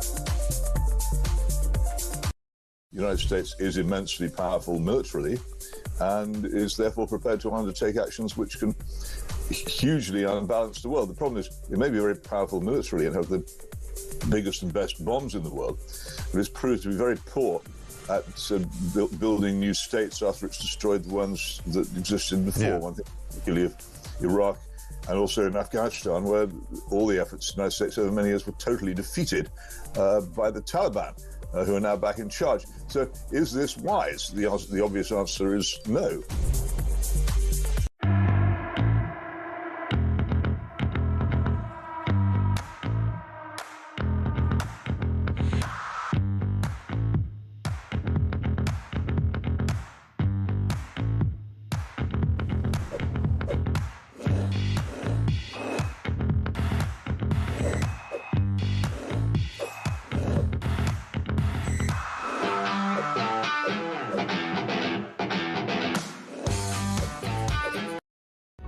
Across the UK, on DAB+, on your smart speaker, on your smart TV, and on your side. This is Talk. We've got Peter Cardwell on Drive at around about 5 o'clock, and I think I'm right in saying he has the Prime Minister with him. An interview he recorded a little earlier. We'll get the details. Peter Cardwell meets Keir Starmer. Details on the way on Drive with Peter at 4. Mark's in Carlisle. Back to that issue of the good old weather. Mark, what a fine way to finish a show. Yeah, it's a very beautiful day in Cumbria. It's unbelievable, all blue skies. I went to school with a kid whose father worked in one of them original, traditional signal boxes in the middle of the tracks. There's about 6 tracks in Carlisle. Yeah. Right in the middle of the tracks, there was this Victorian signal box, which was all windows, all like Georgian paned windows. Well, that was great in the summer. Ceiling, with skylights, with all the old-fashioned levers, which were brass and iron and all this kind of thing, and the sun just used to beat down, and you couldn't touch the brass levers because they got so hot. So there was no escape from the sun because of the glass. And he worked there for 46 years. At no point did he ever say it's hot in here? There was a fan in there which had a patent brass plaque on it in 1911. I just love the idea that even, look, you know, the Victorians, you know, there was clearly some ingenious designers and engineers, but when they were constructing those signal boxes, didn't one person go, this is no place for somebody to work when it's hot? Well, I used to use him as an analogy to get away from Carlisle, because I left 35 years ago. I live in London, really, but I've got some land up here. Yeah. And I used to use it because he worked 46 years in a greenhouse with levers. Which is fine if you're a gardener. His council house was just across the tracks, so he'd hop over the tracks to jump his fence and go into his council house where he lived for 50-odd years. And his wife used to come across the tracks with cups of tea every now and again. It was unbelievable. That is, it's a beautiful. I love it. Listen, Mark, thank you for that. It's a beautiful story, actually. There's it's almost like you want to make a film about the man in the box. Netflix had buy that up about a fellow that spent 46 years in a glass box. What was he doing? It was actually a railway signalman. And they constructed the box out of flipping glass.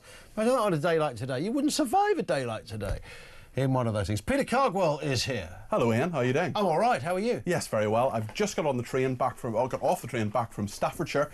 I've been interviewing the Prime Minister, and yes, we're going to hear that at 5 o'clock. What? Yeah. Well, any teasers on that? Yeah. Well, I talked to him about net zero, for example. I talked to him about actually Ed Miliband was there as well. Had a chat with him about net zero and whether that's the right policy. Immigration, and the big one, of course, rape gangs. What are they going to do about that? Why don't they just direct the police right now and get that change enacted? We'll also talk about the benefits bill rising to such a huge degree. We'll talk about the ECHR as well. Also, we'll talk to 2 people in Israel in regard to actually getting out and whether the government is doing enough to get people out of there. And by the way, I've just got to say, the reason I paused there for a second, it was just, I'm still digesting the fact that I walked in